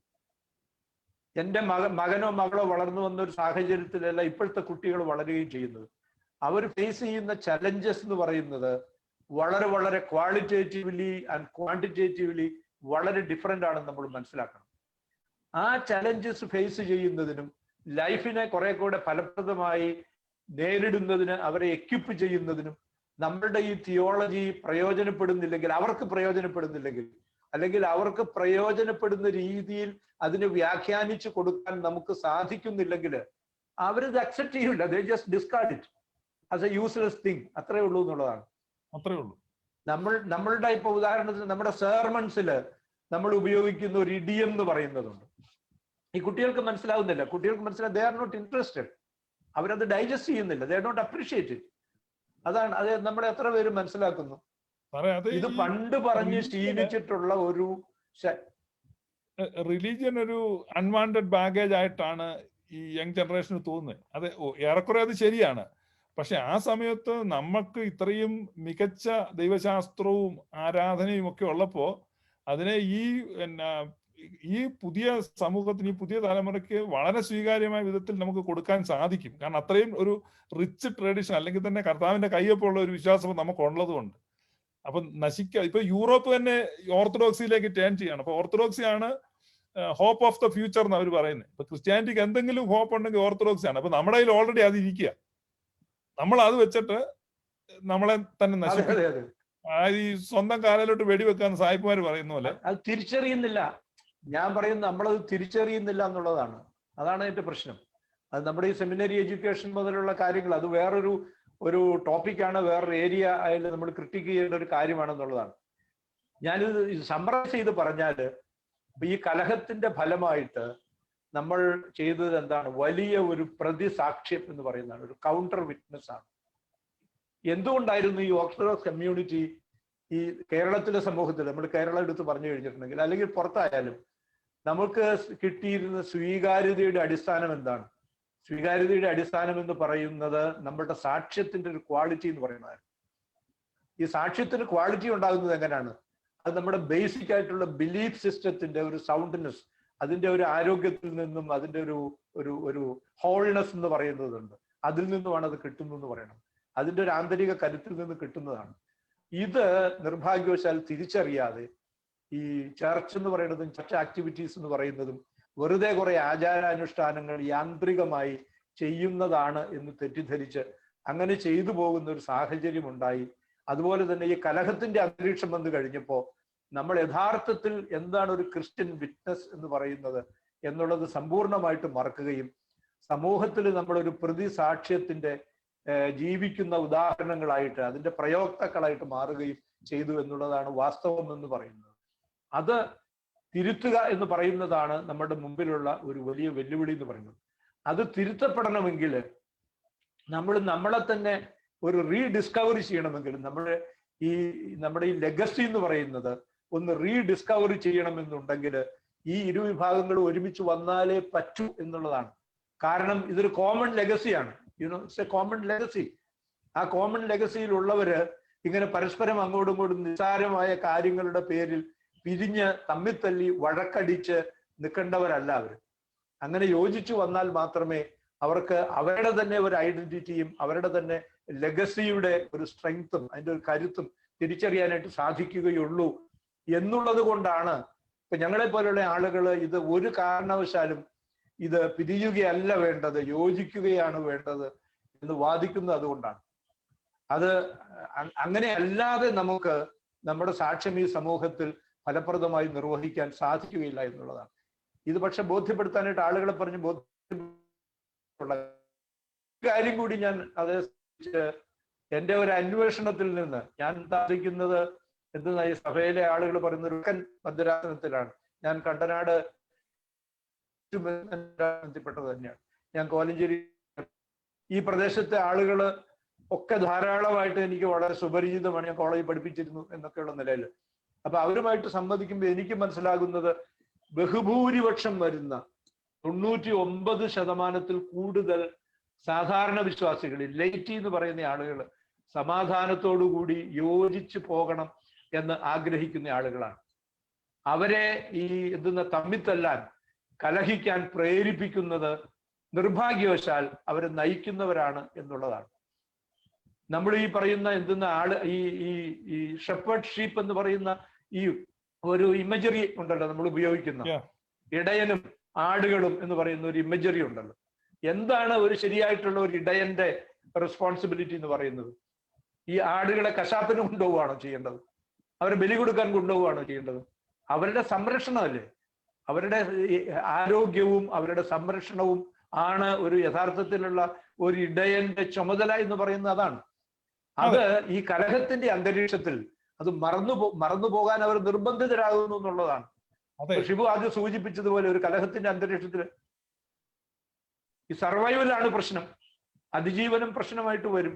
അപ്പൊ നമ്മുടെ മാർഗത്തെ പറ്റി യാതൊരു കൺസേൺ നമുക്ക് ഇല്ലാതാവും. ഇതാണ് അപകടം എന്ന് പറയുന്നത്. അപ്പൊ അതിനകത്ത് ഈ ലക്ഷ്യം മാർഗത്തെ സാധൂകരിക്കുന്നു എന്നുള്ള ഒരു ക്രിസ്ത്യൻ വേ അല്ല.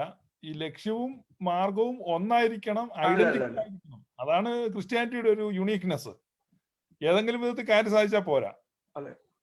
അപ്പൊ ലക്ഷ്യം പോലെ ആയിരിക്കണം മാർഗവും. ഇപ്പൊ ഈ ആടുകളുടെ കാര്യം സാറ് പറഞ്ഞപ്പോ ഈ യേശു കർത്താവ് പറഞ്ഞു, ഞാൻ ആടുകളുടെ ഞാൻ ആടുകളുടെ വാതിലാകുന്നു.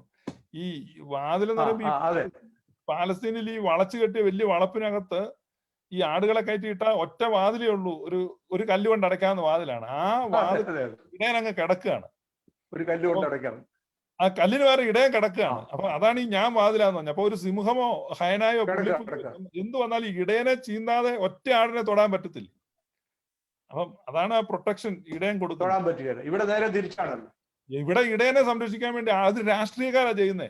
ആളുകളെ വിട്ടിട്ട് നേതാക്കന്മാര് പുറകിൽ ഇങ്ങനെ സുരക്ഷിതത്വം വേണ്ടി.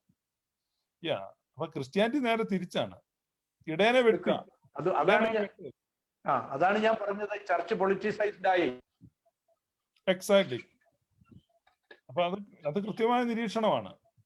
അപ്പം സാർ അതിനകത്ത് ഈ ഒരു മോറൽ ഓഡിറ്റിംഗ് എന്ന നിലയ്ക്ക് പറഞ്ഞ പ്രധാനമായിട്ടും 4 പോയിന്റ് ആണ് പറഞ്ഞത്. ഒന്നാമത് വേസ്റ്റേജ് ഓഫ് റിസോഴ്സസ് ആണ്, രണ്ടാമത് പൊളിറ്റിക്കൽ ഡിപ്പെൻഡൻസി ഉണ്ടായി എന്നുള്ളതാണ്, മൂന്നാമത് ക്രിമിനലൈസേഷൻ വന്നു എന്നുള്ളതാണ്, നാലാമതായിട്ട് ഒരു പ്രതിസാക്ഷ്യം സമൂഹത്തിന് കൊടുത്തു. അങ്ങനെയല്ലേ 4 അല്ലേ പറഞ്ഞു? അതെ അതെ. പിന്നെ ഈ ലൈറ്റി അവഗണിച്ചത് ചെറുപ്പക്കാര് പ്രത്യേകിച്ചും ലൈറ്റി അവഗണിക്കപ്പെട്ടു. ദൂരവ്യാപകമായ പ്രത്യാഘാതങ്ങൾ തലമുറകളിലേക്ക് പോലും ഉണ്ടാകാത്തക്ക വിധത്തിൽ ഈ നമ്മുടെ വിശ്വാസവും പ്രയോഗവും തമ്മിൽ ഉള്ള അന്തരം വളരെ വലുതായി. പൊതുസമൂഹത്തിൽ നമ്മൾ അവഹേളിക്കപ്പെട്ടു.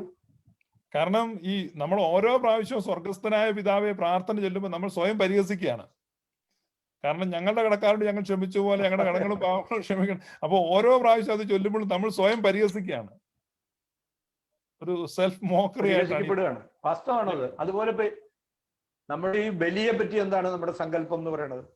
അത് ഒരു ബലി അർപ്പിക്കാൻ പോകുന്ന ഒരാള്, അതെ അതെ ഏത് മറ്റുള്ള ഒരാൾക്ക് നിങ്ങളോട് വിരോധമുണ്ടെന്ന് തോന്നിയാൽ, നിങ്ങൾക്ക് മറ്റൊരാളോടല്ല, നിങ്ങൾക്ക് മറ്റൊരാളോട് ഈ കർത്തൃവാദത്തിന്റെ ഇയാൾക്ക് മറ്റൊരാളോട് വിരോധം ഉണ്ടാകാൻ പാടില്ലല്ലോ. മറ്റൊരാൾക്ക് നിങ്ങളോട് അനിഷ്ടമുണ്ടെന്ന് തോന്നിയാൽ ഈ ബലിവസ്തു താഴെ വെച്ചിട്ട് പോയി നിരപ്പായി വന്ന് ബലി അർപ്പിച്ചാൽ മാത്രമേ യഹോവ സ്വീകരിക്കൂ എന്നാണ് ട്രഡീഷൻ എന്ന് പറയുന്നത്. അതെ, നമ്മൾ എന്താ ചെയ്യണത്? ഈ ബലിപീഠത്തിൽ നിന്ന് ഈ വിദ്വേഷത്തിന്റെ സുവിശേഷം പ്രസംഗിക്കുക. പരിമല തിരുമേനിയുടെ അനുഭവ ചരിത്രം വായിക്കുമ്പോൾ അതിനകത്തുണ്ടല്ലോ, ഒരു പ്രാവശ്യം അദ്ദേഹം വിശുദ്ധ കുർബാന അർപ്പിച്ചുകൊണ്ടിരുന്നപ്പം ആത്മസാന്നിധ്യം ഉണ്ടാകുന്നിട്ട് കുശിനിക്കാരനോടോ മറ്റോ എന്തോ കയർത്ത് സംസാരിച്ചതിന് പോയി ക്ഷമ പറഞ്ഞിട്ട് തിരിച്ചു വന്ന് ബലിയർപ്പിച്ചെന്ന് വായിച്ചിട്ടുണ്ട്. കാരണം റൂഹ വരുന്നില്ല, റൂഹയുടെ സാന്നിധ്യം അനുഭവിക്കാൻ പറ്റുന്നില്ല. അപ്പൊ ഒരു കരട് മനസ്സിലില്ലാതെ വേണം ഈ വിശുദ്ധ ബലി അർപ്പിക്കുവാൻ. ഇപ്പൊ ഇതൊരു മനസാക്ഷി ചാഞ്ചല്യം ഇല്ലാതെ അത് അനുഭവിക്കുമ്പം, ഈ റൂഹായുടെ സാന്നിധ്യം അനുഭവിക്കുമ്പോഴുള്ള ഒരു ആനന്ദം ഉണ്ടല്ലോ, അതേ പറ്റിയിട്ടുള്ള ഒരു തിരിച്ചറിവ് ഉണ്ടെങ്കിലേ അത് സാധിക്കുള്ളൂ. അതാണ് പ്രശ്നം എന്ന് പറയുന്നത്. അതുകൊണ്ട് ഞങ്ങളുടെ മാത്രമല്ല, ഈ സമാധാനത്തിന് വേണ്ടി നിലകൊള്ളുന്ന ഒരു സമൂഹമുണ്ട്. അത് ഞാൻ ഒറ്റയ്ക്കല്ല, അതിന്റെ ഒരു വളരെ ഇൻസിഗ്നിഫിക്കന്റ് ആയിട്ടുള്ള ഒരു പ്രതിനിധി മാത്രമാണ്. വലിയ ഒരു ജനസമൂഹം ഈ അൽമായ വിഭാഗത്തില് ഇരുവശത്തും അങ്ങനെയുള്ള ആളുകളുണ്ട്. അതുകൊണ്ട് ഞങ്ങളുടെ ഒരു റിക്വസ്റ്റ് എന്ന് പറയുന്നത്, ഞങ്ങളുടെ ഒരു ആവശ്യം എന്ന് പറയുന്നത്, it's both A demand and A request. അതായത് നമ്മുടെ ഈ ഒരു വലിയ പാരമ്പര്യം, ഒരു വലിയ പൈതൃകമുള്ള അതിന്റെ സാക്ഷ്യം ശരിയായിട്ടുള്ള രീതിയിൽ ഈ കാലഘട്ടത്തിൽ നമ്മുടെ സമൂഹത്തിൽ നിർവഹിക്കണമെന്നുണ്ടെങ്കിൽ കലഹിച്ചു നിന്നാൽ സാധിക്കുകയില്ല. കലഹിക്കൽ എന്ന് പറയുന്നത് തന്നെ ഒരു അൺക്രിസ്ത്യൻ ആയിട്ടുള്ള ഒരു ദൈവവിരുദ്ധവും ക്രിസ്തുവിരുദ്ധവുമായിട്ടുള്ള ഒരു സംഗതിയാണ്. അതുകൊണ്ട് നമ്മൾ ഒരുമിച്ച് വരികയും യോജിച്ച് നിൽക്കുകയും അങ്ങനെ ഒരു ദീർഘകാലാടിസ്ഥാനത്തിൽ സമാധാനത്തിന് പ്രവർത്തിക്കുകയും ചെയ്യുക എന്നുള്ളതാണ്. ഇനി ഷിബു, ഇതിന്റെ ഒരു നിറ്റിഗ്രിറ്റി എന്ന് പറയുന്ന ഒരു സംഗതിയുണ്ട്. അതായത് എങ്ങനെയാണ് ഇത് സാധിക്കുന്നത് തുടങ്ങിയിട്ടുള്ള കാര്യങ്ങളാണ് നമ്മൾ അതുകൂടെ പറഞ്ഞ് ഞാൻ അവസാനിപ്പിക്കാം. അതായത് പൊതുവെ ഈ വിഷയം ചർച്ച ചെയ്യുമ്പോൾ ആദ്യമേ തന്നെ ഈ വിശദാംശങ്ങൾ ചർച്ച ആരംഭിക്കും. നമുക്ക് എന്താ വേണ്ടതെന്ന് വെച്ചാല് ഇതിന്റെ ഒരു ഫ്രെയിം വർക്ക് ആദ്യം, ഒരു അനുരഞ്ജനത്തിന്റെയും യോജിപ്പിന്റെയും ഒരു ഫ്രെയിം വർക്ക് ഉണ്ടാക്കുക എന്ന് പറയുന്നതാണ്. ആ ഫ്രെയിം വർക്കിനുള്ളിൽ നിന്നുകൊണ്ടല്ലാതെ നമുക്ക് ഒരു ഡിസ്പ്യൂട്ടും നമുക്ക് പരിഹരിക്കാനായിട്ട് സാധിക്കില്ല. ചരിത്രത്തിൽ അങ്ങനെ സംഭവിച്ചിട്ടില്ല.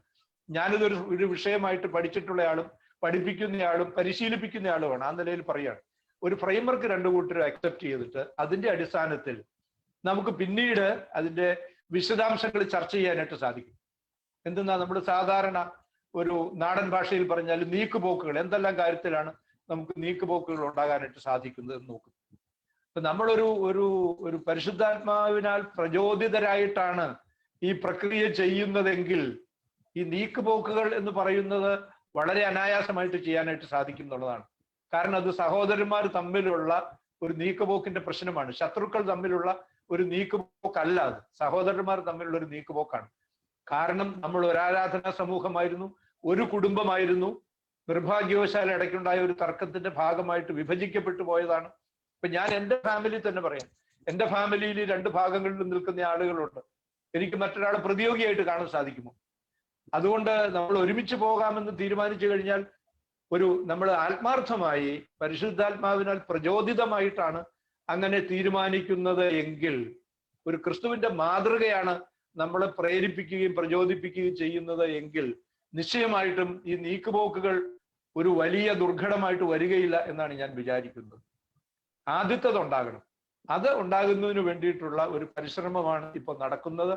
ഭാഗ്യവശാൽ ഇരുഭാഗത്തും നിന്നും ഒരു 2 മാസം മുമ്പ് ഒക്കെ കണ്ടതിനേക്കാൾ വ്യത്യസ്തമായിട്ടുള്ള ഒരു പോസിറ്റീവായിട്ടുള്ള ചില വൈബ്രേഷൻസ് നമ്മൾ കാണുന്നുണ്ട്. അത് പ്രത്യേകിച്ചും ഓർത്തഡോക്സ് വിഭാഗത്തില് അത് സിനഡ് വളരെ ശ്രേഷ്ഠമായ തീരുമാനമെടുത്തു. ആ തീരുമാനത്തിന് ബാവയുടെ എല്ലാവിധമായ ആശീർവാദവും ഉണ്ടായി. അതുകൊണ്ട് ഗവൺമെന്റുമായി സംസാരിക്കുന്നതിന് വേണ്ടിയിട്ടും മറുവിഭാഗവുമായിട്ടൊരു കൂടിയാലോചനയ്ക്ക് വേണ്ടിയിട്ടും ഒരു സമിതിയെ നിയോഗിച്ചു. ആ സമിതി കുറെ കൂടെ എൻലാർജ് ചെയ്ത് ഭാവിയിൽ ആവശ്യമാണെങ്കിൽ എൻലാർജ് ചെയ്ത് മുമ്പോട്ട് പോകാനായിട്ട് സാധിക്കും. മറുഭാഗത്തുള്ള ആളുകളാണെങ്കിൽ അവരൊരു പ്രത്യക്ഷ സമരം നടത്തിയിരുന്നതാണ്. ആ സമരം അവർ പിൻവലിച്ചു ഈ കൂടിയാലോചനയുടെ പശ്ചാത്തലത്തിൽ. അതൊക്കെ ഒരു പോസിറ്റീവ് സൈനാണ്. കാരണം നമ്മൾ ഈ ലോകമഹായുദ്ധം അവസാനിക്കുന്നതിന്റെ സമയത്ത് യുദ്ധം അവസാനിപ്പിക്കാൻ തീരുമാനിച്ചു കഴിഞ്ഞാൽ അടുത്ത പടി എന്ന് പറഞ്ഞ് വെടിനിർത്തൽ പ്രഖ്യാപിക്കുക എന്ന് പറയുന്നതാണ്. എല്ലാ ഫ്രണ്ടിലും ഒരു സ്റ്റാൻഡ് സ്റ്റില്ല് വരും, ഇതുണ്ടാവില്ല എന്ന് പറയുന്നത് പോലെ ഈ പ്രകടനങ്ങള്, ഈ ബാഹ്യമായിട്ടുള്ള പ്രകടനങ്ങളും സമരപരിപാടികളും എല്ലാം അവരൊന്ന് നിർത്തിവെച്ചിട്ട് ഒരു സമാധാനത്തിന്റെ അന്തരീക്ഷം, അനുരഞ്ജനത്തിന്റെ ഒരു അന്തരീക്ഷം സൃഷ്ടിക്കുന്നതിന് വേണ്ടിയിട്ടുള്ള ഒരു സ്റ്റെപ്പ് മുമ്പോട്ട് വന്നിരിക്കുന്നു എന്നുള്ളത് നമ്മൾ അതിന് പോസിറ്റീവായിട്ട് കാണേണ്ടതാണ്. അതുകൊണ്ട് ഞങ്ങൾക്ക് തോന്നുന്നത്, എനിക്ക് മാത്രമല്ല, ഈ ഞങ്ങൾ ഈ പീസ് ഫെലോഷിപ്പിലുള്ള ഈ സമാധാനത്തിന് വേണ്ടി പ്രവർത്തിക്കുന്ന ഷിബ്കോനോ പീസ് ഫെലോഷിപ്പ്, ഇപ്പൊ മറുഭാഗത്താണെങ്കിൽ അവർ ശ്ലോമോ എന്ന് പറയുന്ന ഒരു ഗ്രൂപ്പ് ഉണ്ടാക്കി അതിനു വേണ്ടി പ്രവർത്തനം ആരംഭിച്ചിട്ടുണ്ട്. ഇത് വലിയ ഒരു പ്രതീക്ഷ നൽകുന്ന, വലിയ ഒരു ഹോപ്പ് നൽകുന്ന, പ്രത്യാശ നൽകുന്ന ഒരു ചലനങ്ങളായിട്ടാണ് ഞങ്ങൾ കാണുന്നത്. അതുകൊണ്ട് രണ്ട് കാര്യങ്ങളാണ് നമുക്ക് ചെയ്യാനുള്ളത്. ഒന്ന് നമ്മൾ പ്രാർത്ഥിക്കുക, രണ്ട് പ്രവർത്തിക്കുക എന്നുള്ളതാണ്. അറിയാലോ, ബിയാറ്റിറ്റ്യൂഡ്സില് സാറിന്റെ ആർട്ടിക്കിളില് സാർ എന്താ ഓഷ്യാനിക് സർക്കിൾസ് ഫോം ചെയ്ത് എന്താ ബട്ടർഫ്ലൈ എഫക്ട് എന്ന് പറഞ്ഞ എന്തുവാ? ബട്ടർഫ്ലൈ എഫക്ട് എന്ന് പറഞ്ഞു കഴിഞ്ഞാല് നമ്മളിപ്പോ ഒരു സയൻസിലുള്ള ഒരു വലിയ തിയറിയാണ്. അതായത് ഈ ആമസോൺ കാടുകളില് ഒരു ബട്ടർഫ്ലൈ അതിന്റെ ചിറകുകൾ ഇങ്ങനെ ഫ്ലട്ടർ ചെയ്യുന്ന സമയത്ത് പസഫിക് ഓഷനില് ഒരു വലിയ സൈക്ലോൺ രൂപപ്പെടുത്തുന്നതിനുള്ള ഒരു വൈബ്രേഷൻ അവിടെ ഉണ്ടാകും എന്നാണ് പറയുന്നത്. എന്ന് പറഞ്ഞാൽ നമ്മൾ പോസിറ്റീവായിട്ട് ഒരു സ്ഥലത്ത് ചെയ്യുന്ന കാര്യത്തിന്റെ വൈബ്രേഷൻസ് എന്ന് പറയുന്നത് അൺഎൻഡിങ് ആണത്.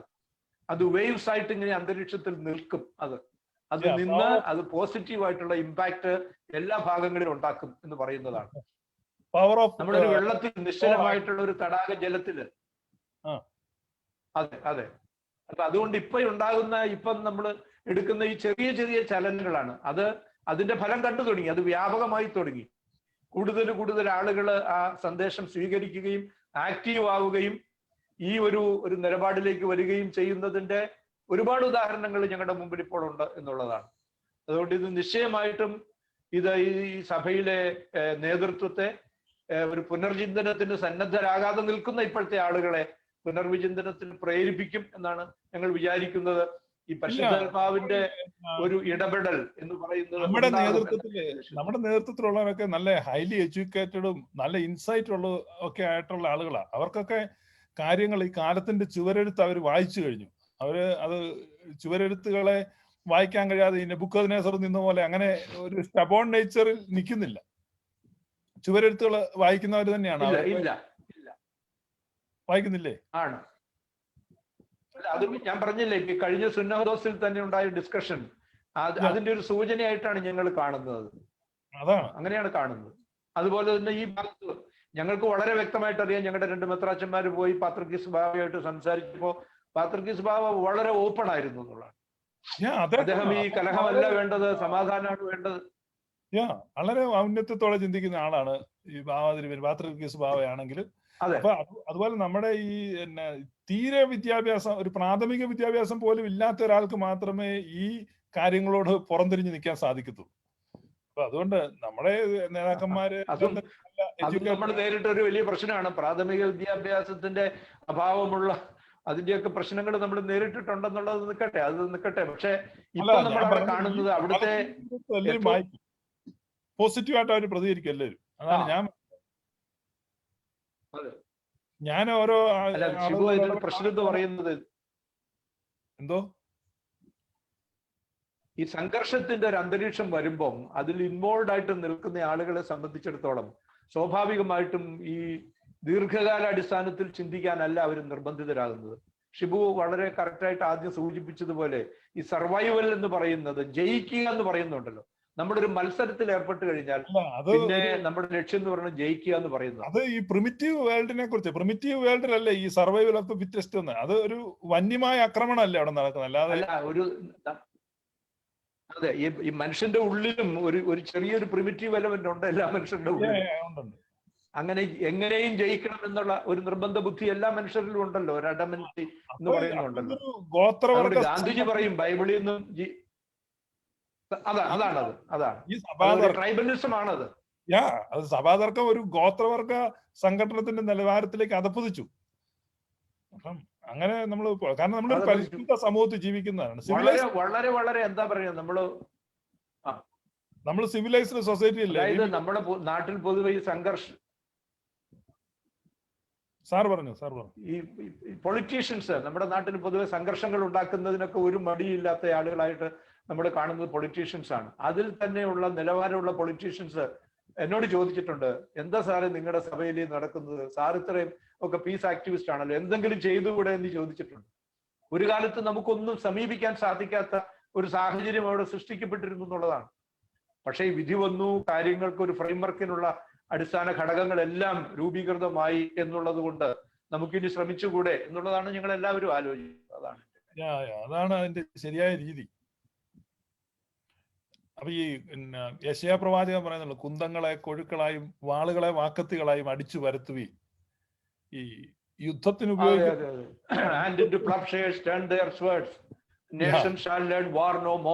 പ്രസിദ്ധമായ ഒരു പാട്ടുണ്ടല്ലോ. അത് തന്നെ. അപ്പൊ അപ്പം നമുക്ക് മുന്തിരിവള്ളികളും അത്തിമരങ്ങളുമാണ് കിളിർക്കേണ്ടത്. നമുക്ക് ആവശ്യം കുന്തങ്ങളും വാളുകളും അല്ല, നമുക്ക് കൊഴുക്കളും വാളുകളുമാണ്. അപ്പൊ അതുകൊണ്ട് അതിനെ നമുക്ക് മാറ്റണം. യെസ്, ഷുവർ ആയിട്ടും. അപ്പൊ അത് അടിച്ചു പരത്തട്ടെ എന്നാണ്. ഞങ്ങൾ ഈ വെസ്റ്റിലെ യൂറോപ്പിലും അമേരിക്കയിലും ഒക്കെയുള്ള പീസ് ആക്ടിവിസ്റ്റുകൾ പാടുന്ന ഒരു പാട്ടാണിത്. Everyone needs his vine and fig trees shall live in peace and learn war no more എന്നാണ്. And into ploughshares turn their swords nations shall learn war no more എന്ന് പറയുന്നത് ഈ പീസ് ആക്ടിവിസ്റ്റുകളുടെ ഒരു വലിയ പാട്ടാണത്. അത് ഇതിൽ നിന്ന് ബുക്ക് ഓഫ് യെശയ്യാ എന്ന് എടുത്തിട്ടുള്ളതാണല്ലോ, അറിയാമല്ലോ. അതാണ് നമുക്ക് കേരളത്തിലും വേണ്ടത്, ഈ സഭയിലും വേണ്ടത് അതാണ്.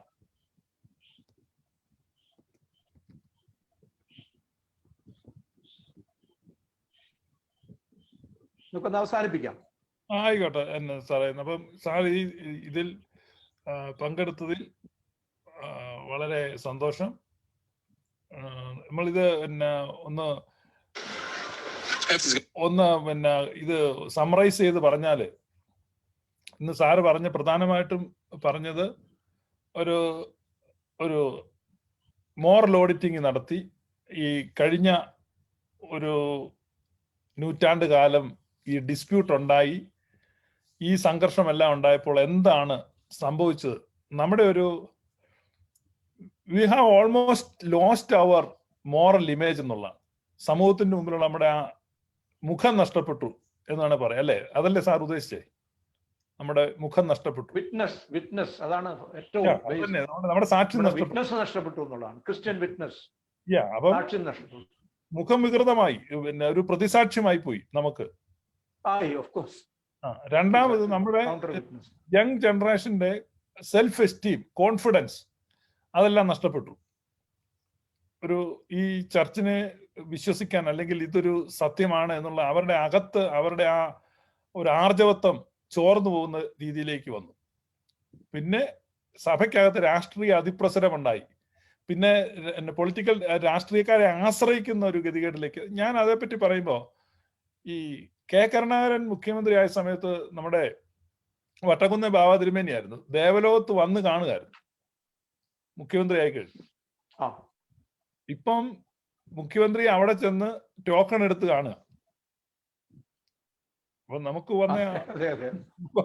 നമ്മൾ മനസ്സിലാക്കണം, നമുക്ക് സമൂഹത്തിൽ സംഭവിച്ചിട്ടുണ്ട്. അതാണ് ഈ തർക്കങ്ങള് മൂത്തപ്പം നഷ്ടങ്ങൾ സംഭവിച്ചു.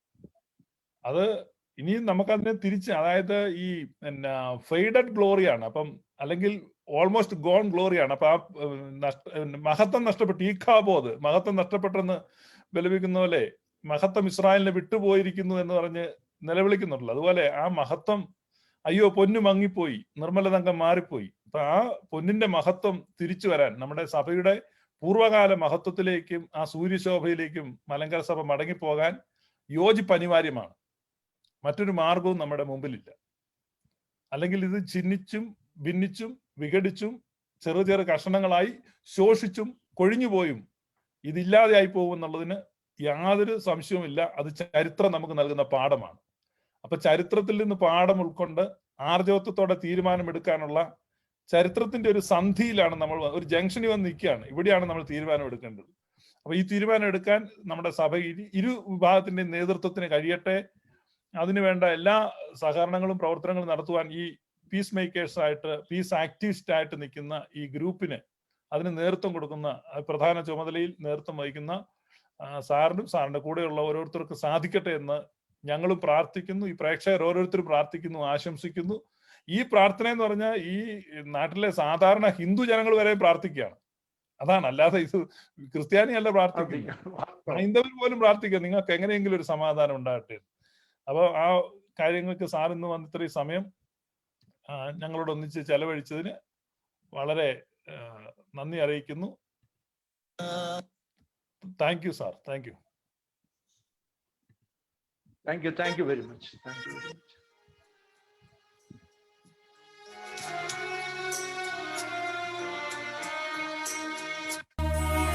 താതൻ ശ്ലോമോ ഗബ്രിയേൽ മൂലം മേലിന ധന്യ മറിയാമിനു നൽകപ്പെട്ടു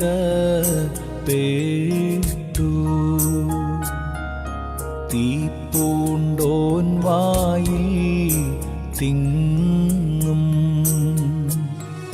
ശ്ലോമോ ചൊന്നാൻ നാഥൻ നിൻ കൂടെ തന്നുദയം നിന്നിൽ ശ്ലോമോ തന്നിബിയന്മാർക്കും ശ്ലോമോ തൻ ശ്ലീഹൻ മാർക്കും ശ്ലോമോ ശ്ലോമോ നാദങ്ങൾ കൂറേറും സഹദേന്മാർക്കും ശ്ലോമോ തന്മക്കൾ വസിക്കും പരിശുദ്ധ സഭയ്ക്കും ശ്ലോമോ നാം ദൈവസുതന്മാരാവാം ആയുഷ്കാലത്തിൽ ചൊല്ലി തന്നത്താദരയോർക്കേണം നയവാന്മാർ പുണ്യപേട്ടോ